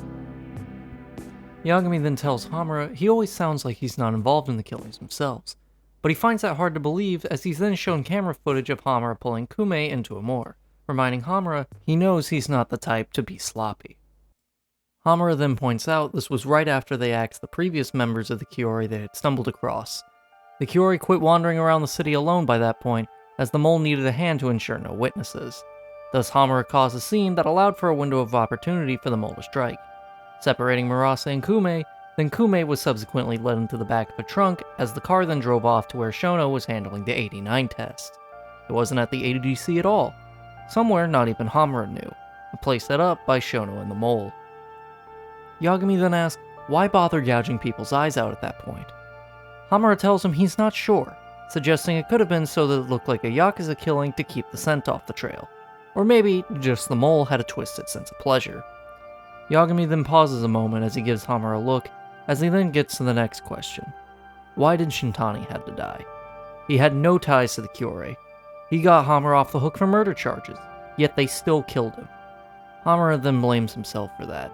He reveals he wanted an insurance plan for if he managed to be found guilty during his trial, so before the court date, he told Shintani to look into Shono at the ADDC as a last resort. He explains his personal theory on why Shintani didn't bother asking for help when he realized how deep he was going, and put plainly, he likely didn't want Yagami to hog all the spotlight for saving the day. Hearing this, Yagami looks confused, as Hamura tells him that while Shintani got him off the hook, Yagami was the one who ultimately found the key evidence that won them the case. Sure, Shintani got some recognition, but everyone knew without Yagami, it wouldn't have worked out. He keeps elaborating on Shintani's perspective, claiming how much it must have beaten him up not being able to win the trial without help, then waiting for Yagami to find the real killer entirely on his own ambition. He was trying to find the truth before Yagami could, all for the respect and admiration of his peers. Ichinose caught wind of Shintani reaching out for Shono, and it was all downhill from there, as Hamura paid for the hit himself, setting up Ayabe as the fall guy. He explains they knocked out Ayabe and took his gun. The mole then used it to kill Shintani and made it look as though it had never left Ayabe's holster. Like it or not, Ayabe now lacks an alibi that'll hold water in court. Yagami then proposes if they manage to bring in the mole, if they could count on Hamura to testify. Before he can respond, Shoya and Yagami exchange looks as they feel something is off. Shoya leaves to investigate as something smells like it's on fire. Hamura just laughs, telling them if they want to meet the mole, their chance is right there. The group heads out of the changing room to investigate and steps out onto the showroom floor. Shoya laughs, claiming the fight is exactly what he wants. It's then the panicked Murase walks in, calling out to Shoya. Shoya asks him how many men are out there, but Murase just shouts his name over and over again as he runs at full speed, as it's revealed he has a bomb strapped to his chest. The bomb goes off, but he fails to take any lives with him despite the collateral damage. Shoya is livid, as he and his men then head out to greet the Matsugane thugs igniting a fire below. For his part, Matsugane can't figure out how Hamura managed to turn his own family against him into a belligerent terrorist group, as a full-on brawl breaks out. Yagami leads Hamura and Matsugane through the flames until they finally catch up to Shoya being beaten by a group of men. Tensions only rise as the Matsugane members look after Hamura for his well-being. Matsugane puts his gun to Hamura's head as they all have a standoff with their patriarch. Just as things couldn't get any worse, the mole makes his appearance.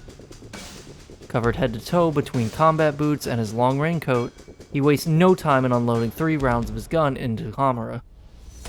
As if time itself would stop, Matsugane stood between the mole and Hamura, taking all 3 rounds to the abdomen. Matsugane collapses to the floor as his men finally gain a sense of clarity and charge the mole.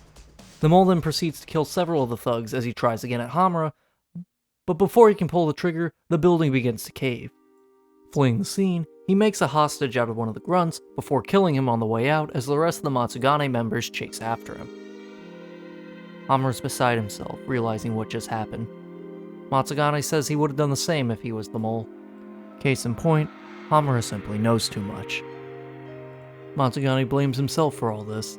Had he just been better at the business side of being a member of the Tojo clan, Hamura would have never had to protect the family by stepping out of line to do so. He was never ignorant to what was happening, he just found it easier to look the other way. As he struggles to hold on, he tells Hamura he doesn't blame him for anything. Hamura's composure falters a moment as he asks why he had to take the hit for him. Matsugane tells him he just did what any father would have done. He then turns to Yagami, begging them both to get out of there, as the fire gets stronger. Yagami tries to pick him up as Hamura just watches on in shame. He then reveals the mole has been Kuroiwa the entire time, as he makes his exit. We then cut to Yagami speaking to Mafuyu, an undisclosed amount of time later, asking how Matsugane is doing. Yagami bluntly informs her that he didn't make it, While mumbling Kuroiwa's name under his breath, the man himself appears before him. Yagami is visibly angry, as Mafuyu doesn't seem to know what's going on. Kuroiwa says Yagami needs to be taken to the station once again, but Mafuyu protests that Yagami needs to go to a hospital after what he just went through. And for some back and forth, Yagami shuts Mafuyu down and declares he'd be nowhere safer than with Kuroiwa at the moment. Back at the station, Kuroiwa shoves a big lamp in Yagami's face as he puts on the facade of questioning him in earnest. Yagami isn't having it. He tells Kuroiwa he knows the truth, how he killed Hashiki, the Kuroi man, and that he's been the mole the entire time. But Kuroiwa doesn't lose his composure in the slightest and continues to mask his true colors. Yagami blames him for Matsugane's death, declaring that once he's free, Kuroiwa won't know what's about to hit him. Now that Hamura's gotten away, Kuroiwa missed his big chance. The two stare each other down. Kuroiwa tells Yagami that 89 gives him complete immunity given the situation. He then tells him that Hamura is just a loose end that needs to be tied up later, as he ominously states Yagami's next. Another detective then enters the room, claiming there's a call for Kuroiwa. Trying to ask his coworker if he needs help taking over for him, Kuroiwa nonchalantly explains it's already been taken care of. He then makes his way over to the case file and writes the notes as he fabricates the story of Yagami being a passerby just trying to be a good Samaritan in a Yakuza clan feud. The case he needed to fabricate is closed as Yagami is dismissed. Upon return to his office, Yagami finds Suguru by himself on the couch, who explains that Kaito's going to be just fine, but he is going to be out for a few days. He managed to take him to an underground hospital that doesn't make its business the world's business. With a reluctant sigh of relief, Yagami turns in for the night as Suguru then heads out. The next morning, Mafuyu calls, letting Yagami know another Kuroi member has turned up dead in the city. She tells Yagami to head to the Matsugane family offices to meet her as he hauls his way over. Arriving, he learns Shoya was the victim. While he doesn't ask for confirmation on whether or not the man still has his eyes, Kuroiwa is on the case. Mafuyu knows something isn't right and tries to poke Yagami for answers. Much to her surprise, Yagami tells her everything in a hushed voice about Kuroiwa. He bemoans the fact that he's so close to catching Shono and Kuroiwa in tow, but even now, they're still continuing to murder people like nothing is happening. He turns to her and explains it's them against anyone that money can buy. They look around and become disturbingly aware a number of onlookers and pedestrians aren't going anywhere, staring at the two of them before trying to act natural and exit the scene. Scared, she asks why he can't just walk away. As though for getting blatant threats on his life, Yagami tells her Matsugane's death can't go unanswered. Matsugane's funeral is later held at Tojo HQ as a small but emotional turnout left its mark on those who knew him and its members. The torch would have been given to Hamura, but with him MIA, it's now effectively dissolved. Even Gendo was there to show his respects, as he just lost a friend going back 40 years. Kaito and Higashi are out keeping an eye on Kuroiwa as neither party is lashing out on each other in public. Everyone involved with the mole for one reason or another knew what had to happen and who was responsible. It's just a matter of time finding the proof to make the charges stick.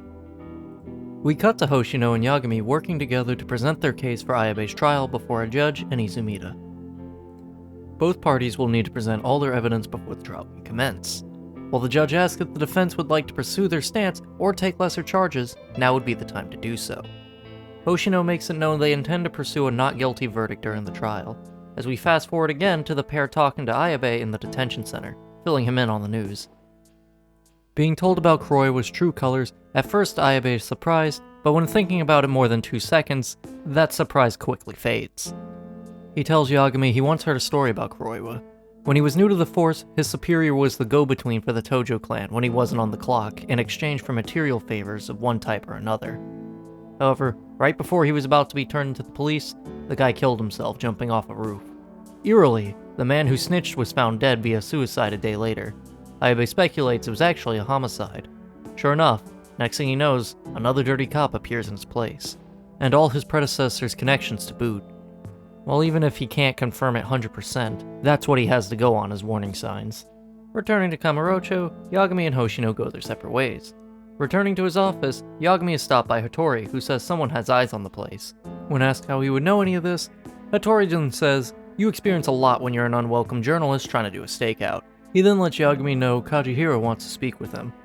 All things considered, he's probably not in the best mood right now. He's lost Shoya and Murase, his club's been burned to the ground, and he's had no word from Yagami in a couple of days. Yagami quickly tells Hattori what he needs to know, And Hattori, for his part, as much as he appreciates getting free information, Kajihiro wants to hear that firsthand. Not only this, apparently the man saying Kaito needs to be there as well. It's then Yagami asks what would happen if he refuses, and rather than allude to any vague threats, Hattori just mentions Kajihiro probably has a lot of useful information Yagami would otherwise be in the dark about. He should take it for what it's worth. Hattori, he's just the messenger. Resuming his way back into his office, Yagami finds Kaito inside hanging out on the couch by himself. Recapping the day's events, Kaito tells Yagami Kajihiro has been in a rough spot given everything that's happening. Kaito quickly explains that the Kyorei chairman Koba is putting pressure on Kajihiro to get things resolved quickly. Supposedly, none of this would have happened if Kajihiro just left Shoya out of Kamurocho. As the two of them are now brought up to speed, they then head out to Kamuro Kikinoya, the same restaurant they met Matsugane. Apparently, Kajihiro himself has a fondness for the restaurant. As the pair arrive, they sit down at the table as Hattori comes up to serve everyone drinks as a makeshift lackey of sorts. The four share their quick drink in honor of Matsugane's memory, and after a moment of silence, Yagami asks if he's been caught up on 89 already. Kajihiro nods, as Hattori had previously brought him up to date on the timeline of events before Yagami arrived. He's been very impressed with Yagami's detective skills, as he also mentions he's aware of Okubo's case. Hattori then butts in that Yagami lacked proof in the matter, as Yagami responds in kind. Kajihiro plays summer camp counselor and gets things back on topic. Kaito then asks what he really wants if he already seems to know everything. Kajihiro then explains the Kyorei clan is coming down on him, and he needs the murder business cleared up. First, he half-jokingly asks if they can take care of Kuroiwa, but ultimately just needs something to prove 89 is a fluke, in order to make good on his 100 million yen investment. Yagami then lets him know that Ayabe's trial is coming up, and he fully intends to use that as the window of opportunity to bring 89 to light. As long as Hamura isn't in the picture, Yagami's plan is to simply track Kuroiwa for a while until he slips up, but Kajihiro explains that won't be possible. He informs Yagami that Okubo's execution date is supposedly coming up soon, according to his connections. Allegedly, someone is applying pressure to push the execution date along. Hattori then gives the duo an idea, proposing that instead of pursuing Kuroiwa, they go after Director Kido. He's had a somewhat well-known tendency of being a little too excited around women behind closed doors, and according to Hattori, his behavioral traits have loosened even more after 89 was announced. Kaito and Yagami put their heads together for a moment, but Hattori then gives them the idea to lure out Kido instead. The plan? Provide bait that he can't ignore. In other words, honey trapping him. As the two make their way back to Kamurocho, the pair seem in agreement they're gonna need Sayori's help again. How, you might ask, that they convince her a second time? Well, viewer, that's simple. Walking into Genda's offices in front of everyone and just asking her outright. Hoshino instantly jumps up from his seat as even Genda approaches Yagami about the absurdity of the situation. Yagami bemoans it's the only way to get Director Kido into trouble, but Hoshino isn't having it, as he chastises Yagami. When questioned why he seems to care so much, Hoshino's flustered, as he starts saying it's just because he respects Sayori a lot. Much to everyone's bewilderment, Sayori actually agrees to play along, since she isn't happy about the fact that somebody killed one of her co-workers for doing the job. It's then the plan is devised. Sayori will play the role of a journalist hoping to do an interview with Kido, in an outfit just modest enough in order to get Kido hot under the collar and slip up. Then, Yagami and Kaito stroll in, having caught him in the act, blackmailing him to play along with them. Hoshino and Sayori then set out to go to the salon to get her looking all spick and spiffy. Regardless of what the player picks in this moment, Hoshino is over the moon, and Sayori heads off to the ADC. Before she heads into the facility, however, Yagami hands her a purse with a corresponding camera and earpiece so they can properly have evidence of any action. Despite all this, Sayori is quietly enthralled by the idea. Not that she's expressing it to her co-workers, mind you. Sayori heads inside and tries speaking to the receptionist, but pressing the issue after being turned down, Kido himself sees the interaction in the lobby and makes an exception to the rules. He takes her to his office without hesitation, much to the receptionist's dismay. As the interview's underway, and with some advice from Yagami via her earpiece, Kido eventually makes his move, making some not-so-subtle advancements. Fortunately, the camera captures everything. In order to lure the good director somewhere that Yagami and friends can grab him, Sayori then asks if he'll take her to dinner out in Kamurocho. Sometime later, we cut to Kaito and Yagami back at the office reviewing the footage. Yagami tells Kaito that he's already sent Kido the footage anonymously via email, saying it'll be all over the internet if he doesn't show himself at the local batting center. Not only this, but Higashi and Sugura are already there keeping an eye out. While Kaito comments on the extremities of the venture, Yagami reminds Kaito that Okubo's execution is coming up. He can't afford to exercise patience. As the duo then make their way to the batting center, they climb into Sugura's van and meet up with Higashi. The plan is to snatch Kito as soon as he arrives and bring him back to Charles to interrogate him. As Kito arrives, the plan springs forth. Kito doesn't go down without a fight, sadly, as a number of miscellaneous thugs enter the building behind him. As Yagami and friends come out on top, Kito assumes the group's out to kill him. Yagami, of course, makes it clear they're after something different, but doing some pain isn't out of the question as they drag him off. Back at Charles, the group has had Kito stripped down to his underwear, sitting on his knees. Kito threatens to take legal action against the group for this, however, Yagami lets him know that they may just happen to release certain video footage if he does that. Resigning himself to the situation, the interrogation begins. First, Yagami asks who the thugs were that had been in his protection at the batting center. Sure enough, they were hitmen on Ichinose payroll. He tries making vague threats, but the group doesn't bite, as they keep asking questions anyways. Yagami then brings up Waku, asking if he knew Shono gave Waku 89, which ultimately killed him. Kito hangs his head low, as he confirms their suspicion. However, he refuses to say anything more. Yagami makes it clear he's willing to resort to torture at this point, given Okubo's clock is ticking. Yagami then steps out to take a smoke break for a moment to let Kito think things over. Upon his return, Kito reveals he didn't learn of Waku's death until after the press conference of 89. Shono intentionally waited until Kito was roped into it to reveal the truth. Kito then recalls Shono's confession to him, as after injecting Waku, he let out a blood-curdling scream that he could only silence by covering Waku's mouth with his own hands until he died. Kito insisted he was going to go to the press about this revelation, but Shono coerced him to see otherwise. He could either stay quiet and let the drug eventually pass its trials in due time, despite the lethal costs, and then rake in all the cash and spotlight, or let both of their careers go down the drain, and between the two of them, Shono makes it clear to Kito that Kito stands to lose a lot more in the grand scheme of things. We cut back to Kito hanging his head as he confirms the deaths didn't end with Waku. Shono personally killed Emi Terasawa as well to ensure that Okubo would take the fall. Sugura snaps and he tries to lash out, but Yagami quickly grabs him until he calms down.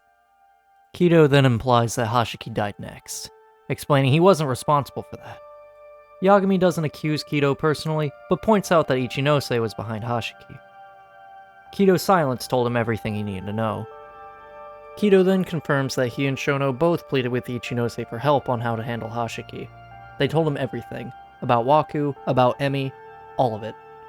Ichinose didn't hesitate to have Hashiki killed, as he already knew he was a spy for the Kachihiro group from the get-go, meaning he was the one involved with Kuroiwa and Hamura. Kito then groans that all that was left to do was complete 89. However, if any patients died during clinical trials, everything would go up in smoke anyways. They didn't have a means to legally continue the tests, thus they needed another way to have guinea pigs. Ichinose saw to it that all of Shono's requests were fulfilled. So long as the ends justified the means, it didn't matter, and Shono was adamant about continuing his research. Kito then explains that his role in all of it was being the money handler in the grand scheme of things, and ensured Shono had a secret lab somewhere in the city that he could perform tests and dispose of the bodies without a fuss being known to anyone. Yagami tries asking what the lab is, but not even Kito himself seems to know, stating he doesn't come between Shono and Ichinose unless he absolutely has to. When pressed further, he mentions Kuroiwa would know, but that wouldn't be of much help. The only other person who would know would be Ichinose's subordinate, Ishimatsu, the middleman between Hamura and Shono that coerced Hamura into the mess that he couldn't back out from. Asking where Ishimatsu is now, Kito tells him he's at the Millennium Tower. A Ministry of Health office resides inside, and in there, they oversee Shono's secret lab. If anything, Ishimatsu will be there tonight, as he then lets them know that nobody would know where the office is inside, as the signage out front gives the office a different name. The group then hatches a plan on the fly for Kito to call Ishimatsu to make it sound like they're closing in on the lab. That'll be enough to lure him out, and that way they can just trail him to the location without having to search themselves. Yagami and Sugura head off to Millennium Tower to find Ishimatsu, while Kaito and Hashiki stay behind in order to keep an eye on Kito. Kaito sends the duo a photo of Ishimatsu as they get into position. Luring him out in the open, Yagami then follows him back to an abandoned love hotel to the northwest side of the city called Monsieur Lee. Hilariously, or tragically, this abandoned love hotel is within walking distance of the batting cage. As Yagami and Sugura ready themselves and head inside, they're almost immediately met by a number of watchmen who set out to fight. As it concludes, Yagami lets Kaito know that he needs him to call Mafiu with some police to swing by later. While Kaito's initially confused, Yagami explains if they find the secret lab, the court won't accept it as evidence if it was found by a couple of men trespassing. Kaito's still confused, but Yagami leaves it on a just trust me note. Heading deeper inside, an unknown assailant snatches Sugura and runs off.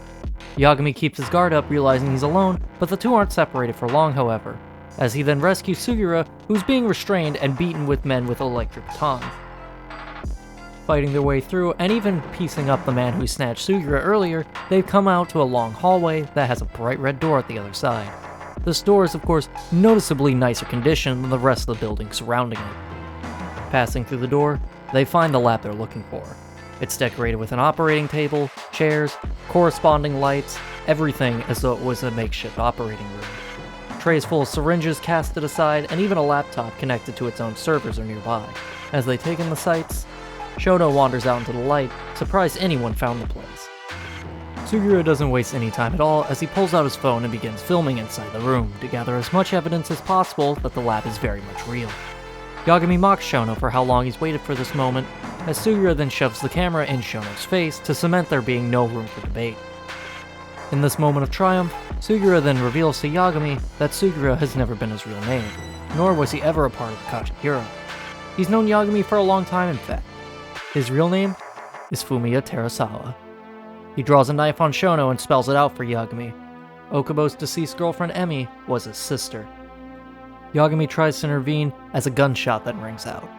Mafiu enters the room with both police, Izumida, and Morita at her sides.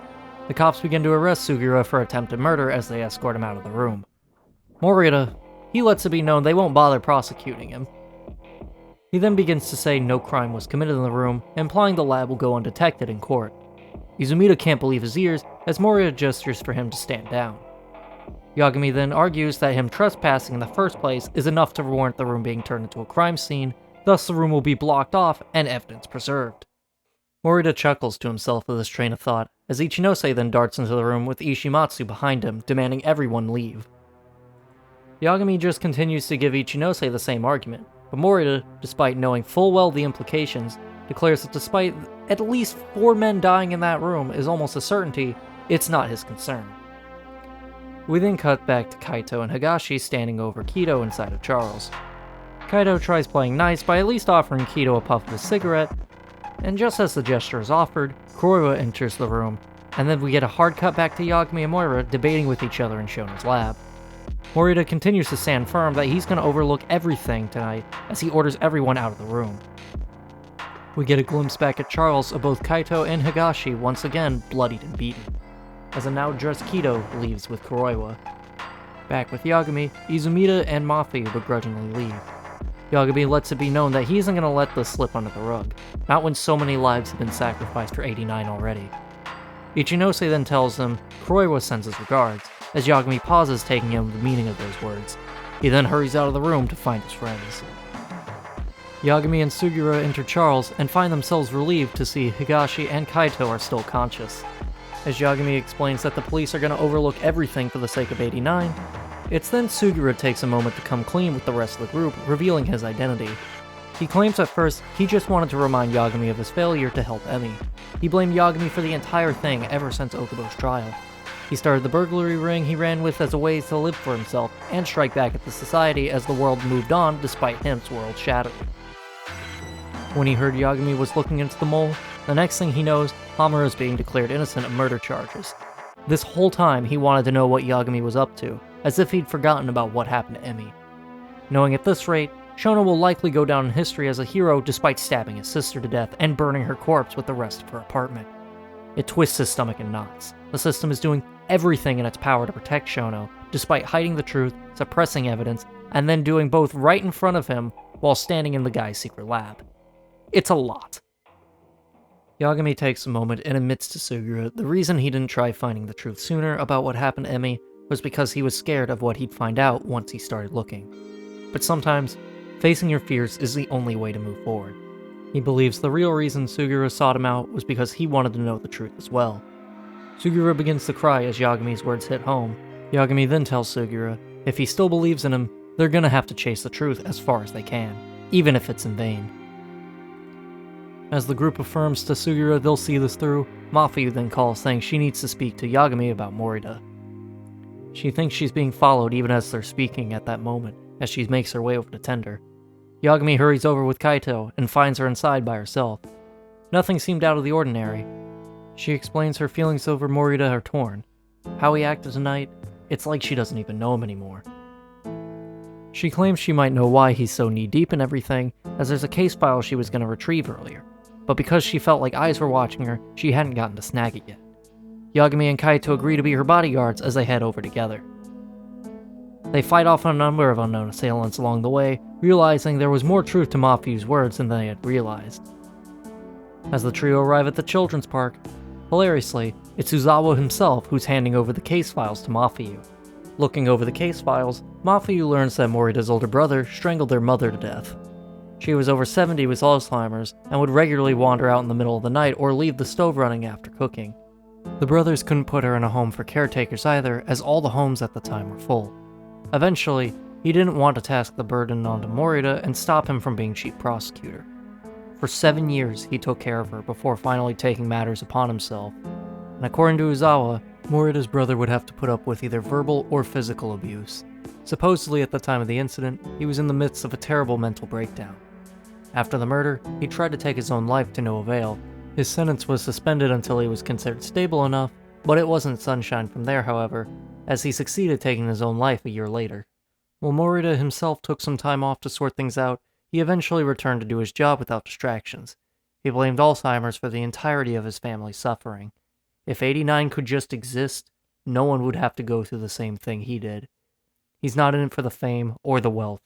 He's doing it purely to put an end to human suffering, thinking it's all for the greater good. While Mafuyu begins to understand where Morita's coming from, Yagami disagrees.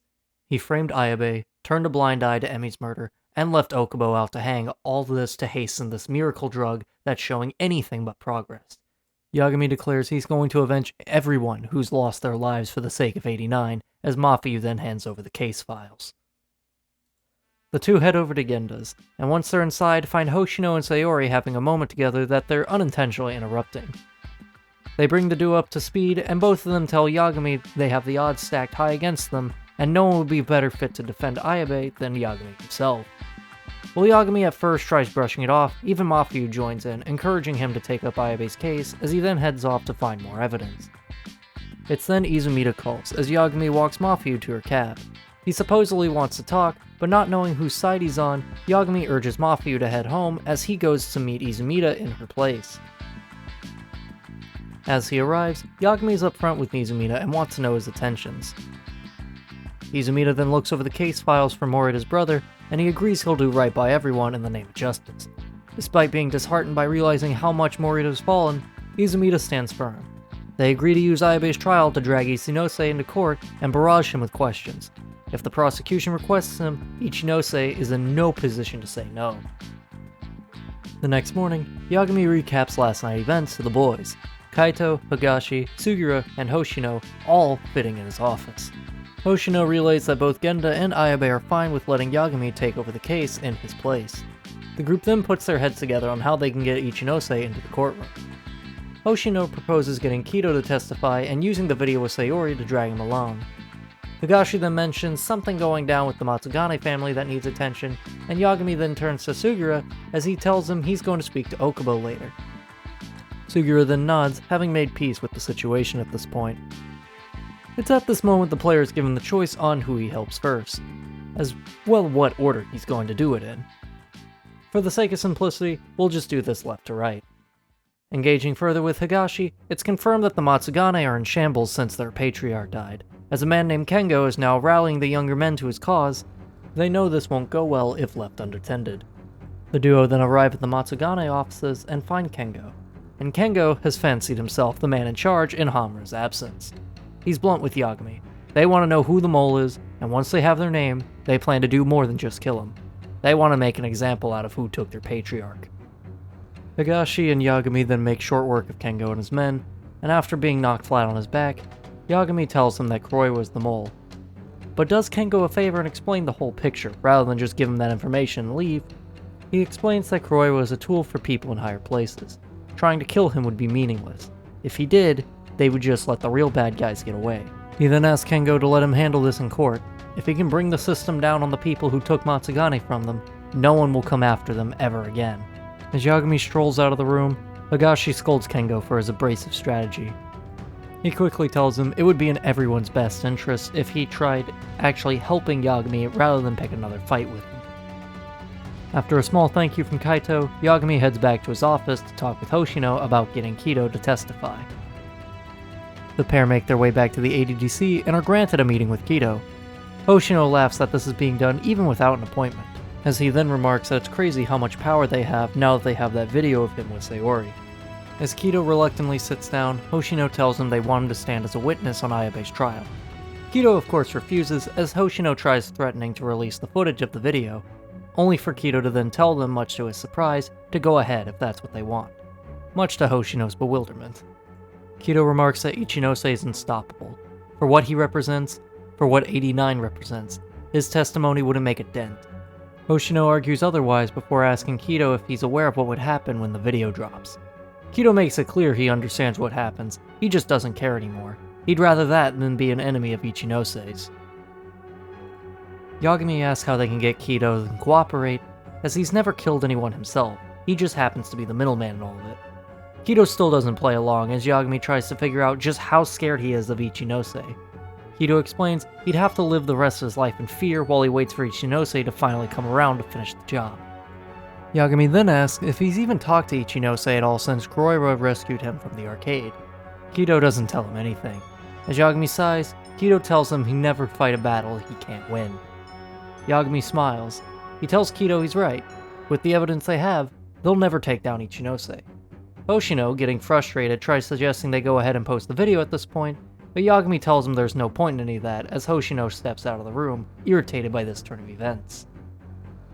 Yagami then turns back to Kido, telling him he'll be back once he has the evidence he needs. Returning to his office once again, Yagami lets Suguru know he's off to the detention center to see Okubo. Lamenting his desire for Suguru to be there, Suguru tells Yagami to pass along a message. Once he gets out, he wants Okubo and himself to visit Emi's grave together. Yagami agrees and then heads off to the detention center. We then cut to Okubo learning Suguru was Emi's brother all along. He tells Yagami they only met once before her death, during the trial all those years ago. He just recalls Suguru glaring at him, but he couldn't meet his gaze at any point. Yagami then passes along Suguru's message. Okubo's touched by those words. Yagami further explains that when Ayabe's trial starts, he plans to use that to drag out 89 and bring everything to light. Okubo replies no one's ever believed in him, no matter how loudly he screamed. But knowing Suguru believes in him now, maybe everyone else can too. Later that day, Yagami heads back to Genda's, as Hoshino is still rather gloomy from the day's events. Inside, he finds Genda, Sayori, and Kaito sitting around. Supposedly, no one's seen Hoshino yet. Asking Genda what's up, Genda then points out someone would like to talk, as Izumida's presence is then acknowledged. He tells Yagami that Genda's office just so happens to be the safest place to talk given how many eyes are on his own office. He goes on to say that Ichinose will testify at the trial. Izumida comments that it was a fairly easy process, as we then cut back to Ichinose being asked formally. Yoshimitsu is there as well, as Izumida explains he'd like Ichinose to explain 89 for the trial. Ichinose feels it's irrelevant to the case, to which Izumida plays to his ego and says it's a preposterous notion, but the fact Shintani had called Shono right before his death, they need someone willing to explain its lack of importance. He tells Ichinose they won't need to disclose the details of the call, only that it was made and otherwise irrelevant. While Ichinose considers his words, Izumida continues to play at the man's ego, and professionally saying how great Dr. Shono and his team are, and how 89 is a high priority of the world. Once the explanation is clear in court, there won't be any room for doubt. Ichinose finally replies that he's not a doctor, and can't explain to the court effectively. Izumida tells him the alternative would be to have Shono himself testify to explain. However, his language may confuse the jury, but that isn't his ideal pick. Ichinose agrees and accepts the idea of speaking during the trial. Back in the present, Yagami's amazed with Izumida's work. Izumida asks if they could try and get Hamura on board as well, but none of them can find him. He didn't even show up to Matsugane's funeral service, of all things. It's then Mafiu calls, as she tells Yagami Ayabu's casino is being raided by the police. It's all being done on Morida's orders, and most of the staff have already been arrested. Asking how Yagami's handling things, he replies he's doing his best. As he hangs up and recaps to the group, he and Kaito then stop by the casino to say hello, hoping to see Morida in person. After arriving at Koi Bride, the officer outside refuses to let either of them in, even though that they're Ayabe's lawyers. Morida then steps outside and lets the two in. He tells Yagami what's essentially going to be the prosecution's case going forward. They plan to assassinate Ayabe's character by making Lamont known to the world and how he used it to work with the underground and sell police intel in the process, only to kill Shintani upon discovering a secret. Making their way deeper inside, when the three of them are alone, Yagami tells Morida he knows what happened to his family, as he proceeds to grill Morida for how he handled Shono's lab. He's a man of the law meant to uphold it, but he's choosing to protect 89 over the law's sanctity. Morida then turns to him and explains how his own mother was diagnosed with early onset Alzheimer's, and how quickly the disease spread. Not long after the symptoms started, she couldn't even recognize his face anymore. When he'd visit, he'd be treating as a stranger at best, as though this was their first meeting on good days, and on bad days, he'd be treated like a thief or an attempted murderer. It broke him. But his brother stepped up and took care of her all by himself. He and his brother were supposed to become lawyers together, in fact, but his brother was by far the greater student, but couldn't pass the bar exam. Morida got it his first try somehow, but his brother was thrilled despite this. He wasn't jealous, he was proud of his brother's success, and took it as though it was both of theirs. Listening intently, Yagami asked him to continue.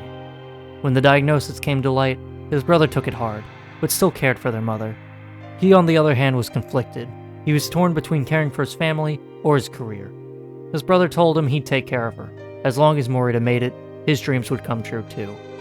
He continued to care for her every day for 7 years, despite her not being able to recognize the faces of her own children, whereas Morida separated himself from that with each day. He knew his brother wouldn't be able to keep that up, but his regret, he considers his own failure. That's why he turned to 89. Yagami asked when it started, and much to his surprise, it was right after Shintani died.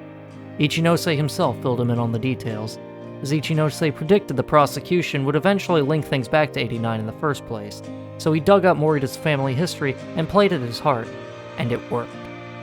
Yagami then gives Morida an idiom about sacrifice and making excuses for it. He then explains all the people who have suffered already for 89's development. Shintani had to die, Emi had to die, Okubo still sits on death row framed for her death, not knowing when his execution will be next. Morida tries saying it's his own guilt that keeps him involved. Yagami begs to differ. His guilt is just an act. His brother wouldn't know how to feel if he knew what was happening. Morida tells Yagami to shut it. Yagami replies he'll have to die for that to happen first, because everyone who's died for the sake of 89 deserves justice. Before Morida can respond, Koriwa himself hurries into the room, as he tells Morida he's spoken enough, and suggests he turns a blind eye to what's about to happen, mocking him for being so good at that. Morida, conflicted, ushers himself out of the room. Kaito's about ready to pounce as Yagami tells him to stand down. He's gonna have a one-on-one. Koriwa tries mocking him, claiming he won't charge Yagami with obstruction of justice, as Yagami just laughs. He tells Koriwa he's no cop, just an assassin in disguise. Yagami and Koriwa fight, and Yagami, letting out some much-needed aggression, manages to get the upper hand, piecing him up rather nicely in the process. Koriwa, enraged, draws a gun on him once enough distance has been closed between them. At that moment, Morida steps between the two men. He tells Koriwa bluntly he wouldn't have a way to cover up a murder like this at this point. He takes the gun from Koriwa's hands and tells Yagami and Kaito to get lost. As the pair leave, they find the cops outside struggling to dismiss an aggravated crowd. Who else but Higashi and Kengo with the rest of the Matsugane family berating the officers about what's happening inside Koi Bride. Likely the reason Morida stepped back in, actually. Once they see Yagami and Kaito are safe and sound, the crowd finally begins to disperse, as Hoshino remains nearby, happy to see they're both okay. He tells the two of them, once he caught wind that Koriwa was running over, he called Higashi to rally the Matsugane. He didn't know what kind of tricks the cops would use when Koriwa was around. Hoshino then apologizes for his behavior around Kido that day. He was out of line, and threatening a witness just made it worse. All Yagami needed was support, and he failed to give him that. Kaito smiles and hits Hoshino with the same idiom that Yagami used on Morita. Iron burns temptation, while the just are often tested by fire. Yagami just smiles, as he then notices not too far away, he spots Genda and Sayori among the crowd of pedestrians recording. Uzawa and Hattori are even nearby, giving Yagami a subtle salute, as Hattori takes a quick photo before disappearing into the crowd. Yagami takes a moment, realizing all the people who got his back showed up for this.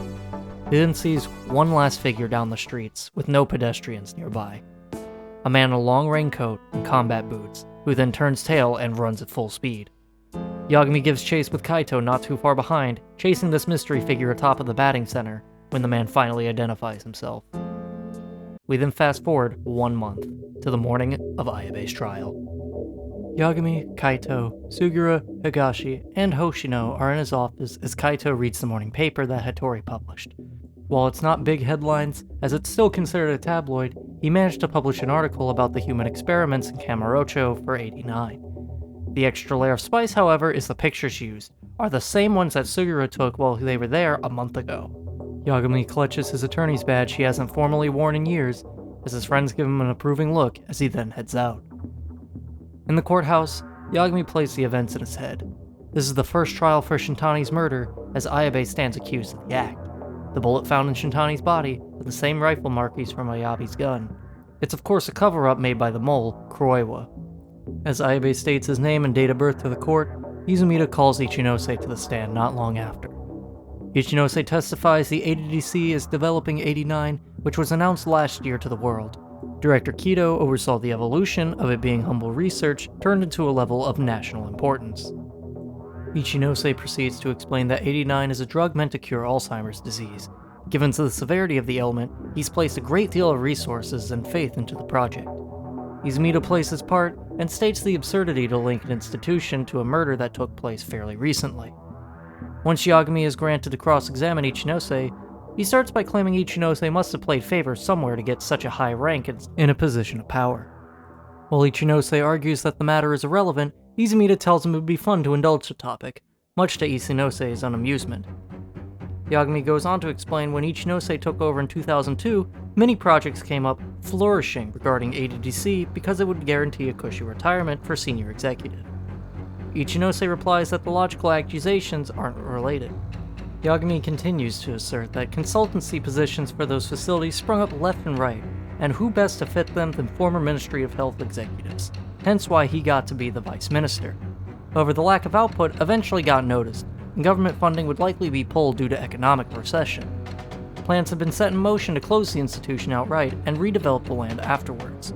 Rumor was, Minister Kazumi internally approved said plans. Ichinose replies that this argument is nothing but hearsay at this point, as Yagami then mentions there's been plenty of hearsay in Kamurocho lately with people getting their eyes gouged out. Yagami then pulls out one of Hattori's articles via a magazine as he tells the jury the murders has somebody dubbed the Mole. He then explains the truth as those murders are the result of human experiments for 89 being done in secret in Kamurocho itself. Yagami then props the article open on the witness stand before Ichinose, complete with photos of Shono's lab. While Ichinose argues it's all gossip and nothing more, Yagami tells the jury 89 is about to enter clinical trial. However, that's already been done behind closed doors, as many has already died as a result. It was likely a closely kept secret, but one that couldn't stay forever, as he then declares to have evidence to prove it, presenting the photo of Shintani's phone records right before allegedly being killed by Ayabe. Shintani was close to getting the truth and sought to contact the ADDC, as Yagami asked Ichinose if all that sounds about right. While Ichinose stays quiet, the judge asks Yagami to elaborate on what he means. Yagami explains that Shintani, right before his death, was told a secret by Captain Hammer of the Matsugane family that led him right to the ADDC. The secret, of course, being that someone at the ADDC had connections to the serial murders taking place in the city. Learning this, Shintani calls the center and asks to speak directly to a researcher named Shono, the man spearheading 89 and its subsequent human experiments. Ichinose begins to lose his temper as he says these are all accusations without evidence before asking why the prosecution doesn't speak up. Izumida softly apologizes as he was enjoying what the defense had to say. Yagami reins it in as he hasn't finished his line of questioning yet, stating he has more of a confirmation than a question to make, as he asks if the name Shinpei Okubo is familiar. Ichinose responds, remarking that he was a murderer that Yagami set free 3 years earlier. Yagami replies that while he did help set him free, the man is innocent, declaring the man who killed both Emi Terasawa and Waku is in fact Shono. While Ichinose denies it, Yagami tells the court he knows all about it, but is refusing to come clean. And with that, Okubo himself is sitting on death row, waiting for the day it's decided that it's his turn. Ichinose tries saying that he was only here to explain the ADDC and 89, not this. Yagami then claims Ichinose and Shono used the mole to kill people in order to have experiments for his underground research. Ichinose demands evidence, to which Yagami happily responds with a nod. He tells Ichinose someone reached out to him in Kamurocho and wanted to entrust him with a crucial piece of evidence. We go back 1 month ago, to Yagami and Kaito atop the batting center, chasing the mystery figure in the raincoat and combat boots. This mystery figure reveals himself to be Captain Hamura. He laments how pitiful his patriarch's funeral looked. They used the Great Hall. Despite the turnout, it looked like nobody showed up. Had he been there to light some incense, Kuroiwa would have killed him. Yagami asks why he showed back up, as Hamura pauses for a moment and congratulates him for finding Shono's lab. He was never told where he'd find it himself, and Yagami replies that Ichinose is covering it all up. Hamura faces Yagami claiming to have something for him, a piece of evidence to turn the tide. He's already lost his chance to do right by Matsugane, but Yagami on the other hand hasn't. He then pulls out a cell phone and tells him everything he needs will be on the device. We cut back to the present, as Yagami submits the evidence to the judge, an audio file of Ichinose and Hamura discussing Shintani knowing about Shono. In the call, Hamura tells Shintani is good at keeping his mouth shut. Ichinose on the other hand is furious, demanding he fix it immediately, and let Kuroiwa handle the dirty details. Hamura tells him that it'll cost another 100 million, but Ichinose tells him that this is his fault in the first place, and to not test his anger. With that, Yagami confirms Kuroiwa to be a PD detective, but when he's not serving the city, he's serving himself as the mole, an assassin for hire. He then comments that Ichinose must have been desperate to call on Kuroiwa for something like this, as Ichinose claims the audio is a forgery. Yagami then asks, what if he had a witness who could testify its validity? To which Ichinose tells him, do it. Mafayu then opens the door, and Hamura appears before him. Yagami asks who's speaking in the recording, as Hamura confesses that he himself is one of them, and the other is Ichinose without a doubt.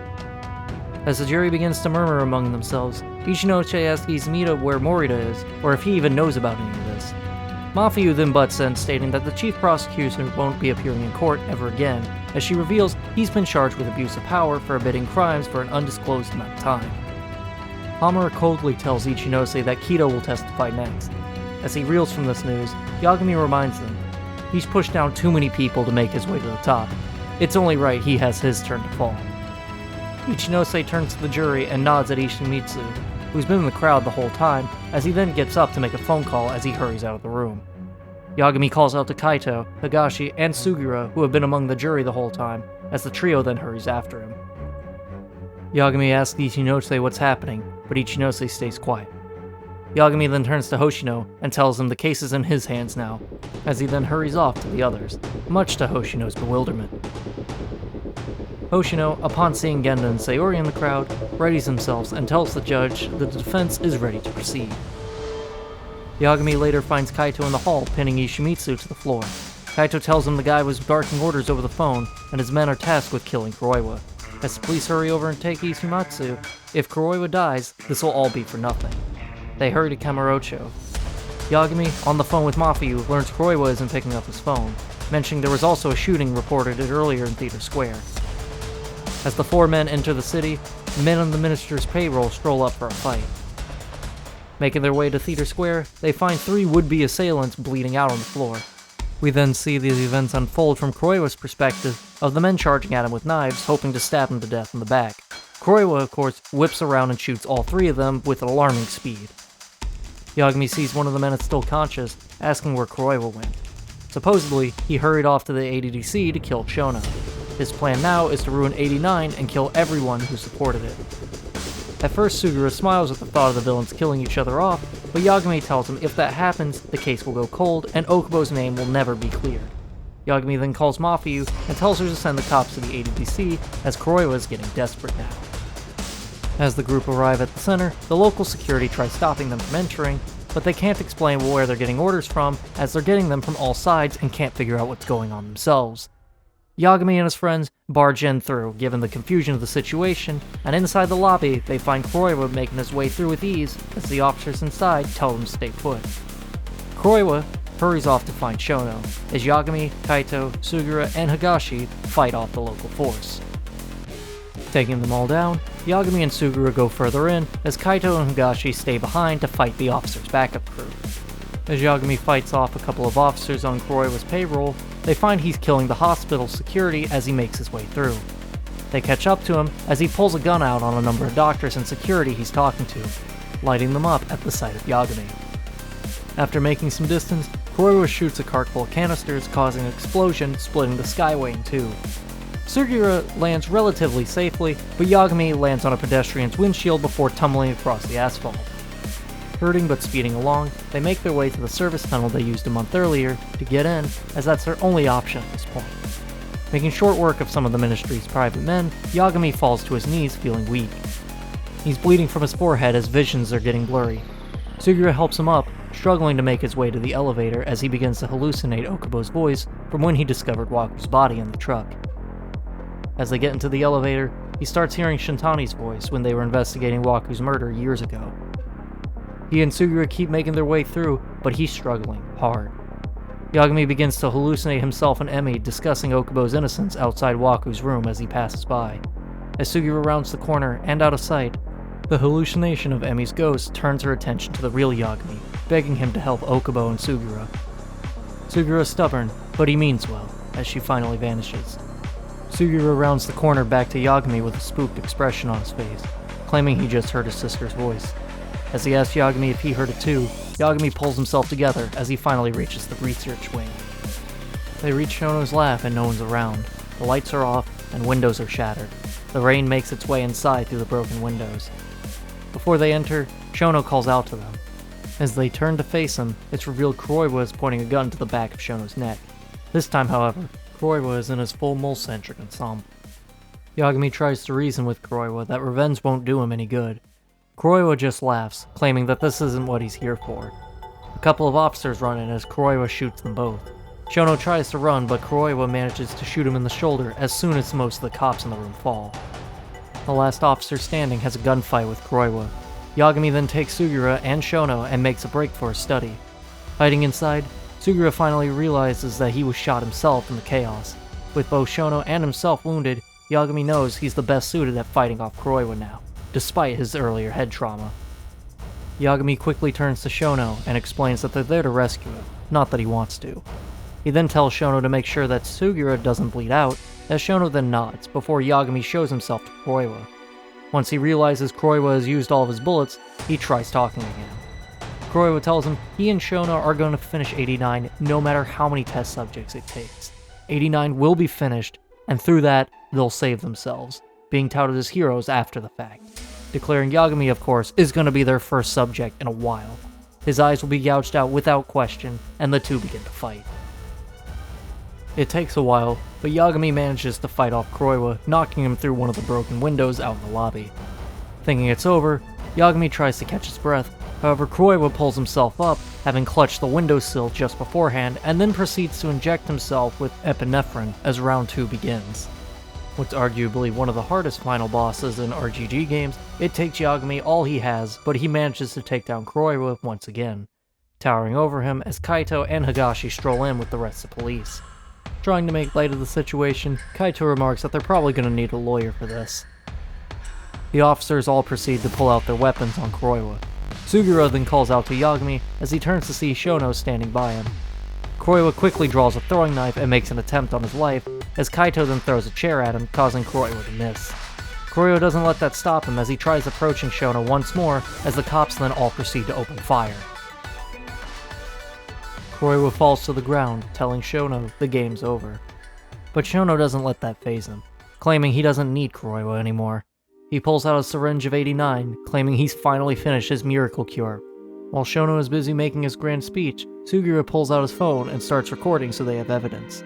Yagami asks how many he's killed for this. Shono scoffs, saying that doesn't matter. With how many he'll save, it was well worth the effort. Yagami, furious, brings up Waku and Emi. Because of Shono, Okubo took the fall. He murdered innocent people, burned the evidence, and sent a good man to die. Shono tries arguing that he never meant to get anyone killed, but it was the only way to save anyone else. The scene will be doing a lot more back and forth from different locales, so bear with me on this one. We cut back to the courtroom as Director Kido takes a stand. He testifies that the toxin in 89 is irremovable. Using it will always result in death. But Shono supposedly told him as much himself. No matter how many died, the result is the same. Kido declares on the stand, 89 has failed. But Shono refuses to accept reality. Hoshino proceeds to ask when Kido was told all this, to which Kido tells him only the other day. It was that truth alone that Kido decided to testify.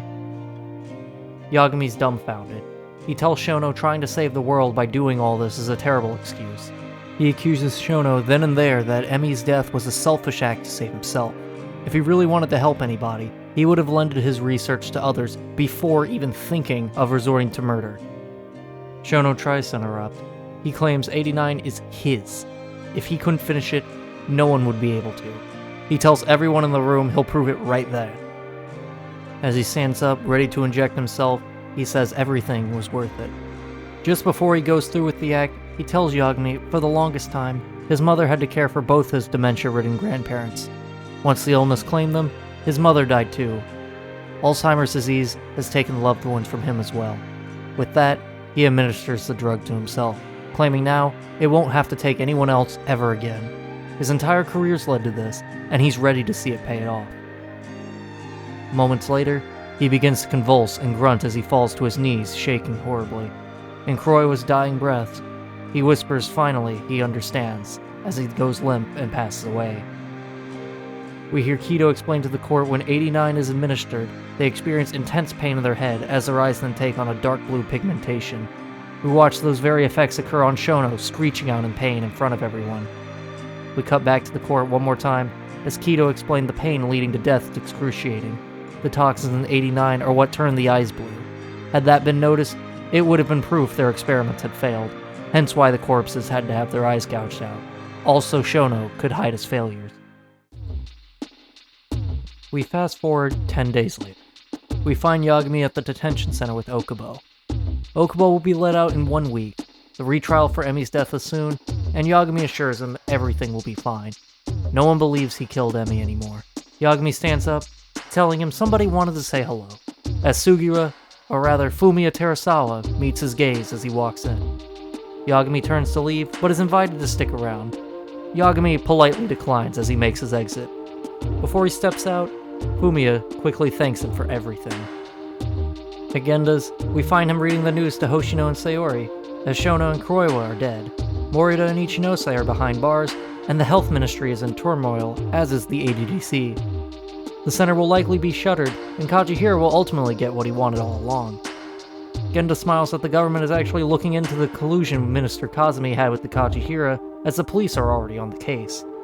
As Genda thinks to himself for a moment, he faces the duo and makes it known he's aware the two of them have something going on. He says he wants no funny business in the workplace, as Hoshino blushes, unsure how to respond, as Sayori firmly takes his arm and says they have nothing to be afraid of. Genda laughs and says it's for the best that they don't listen to an old man like himself, as we then cut back to Yagami at his detective agency.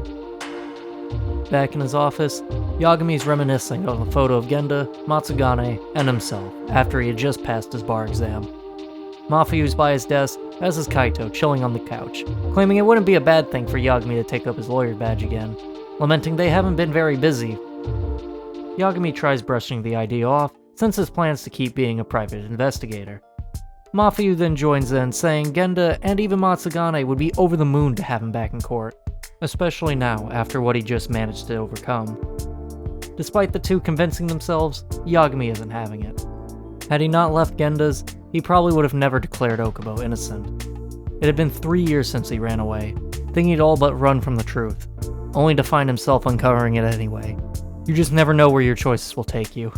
It's not about the decisions you make, it's what comes after that matters most. The most important thing he's taken away from this whole experience is to never give up. Pausing for a moment, he changes subjects and asking how he looked in the suit, as he wasn't confident in his appearance. Kaito tries holding in his laughter as Yagami claims he's not doing suits anymore, much to Mafuyu's disappointment. The phone then rings, as a woman calls looking for a lost cat.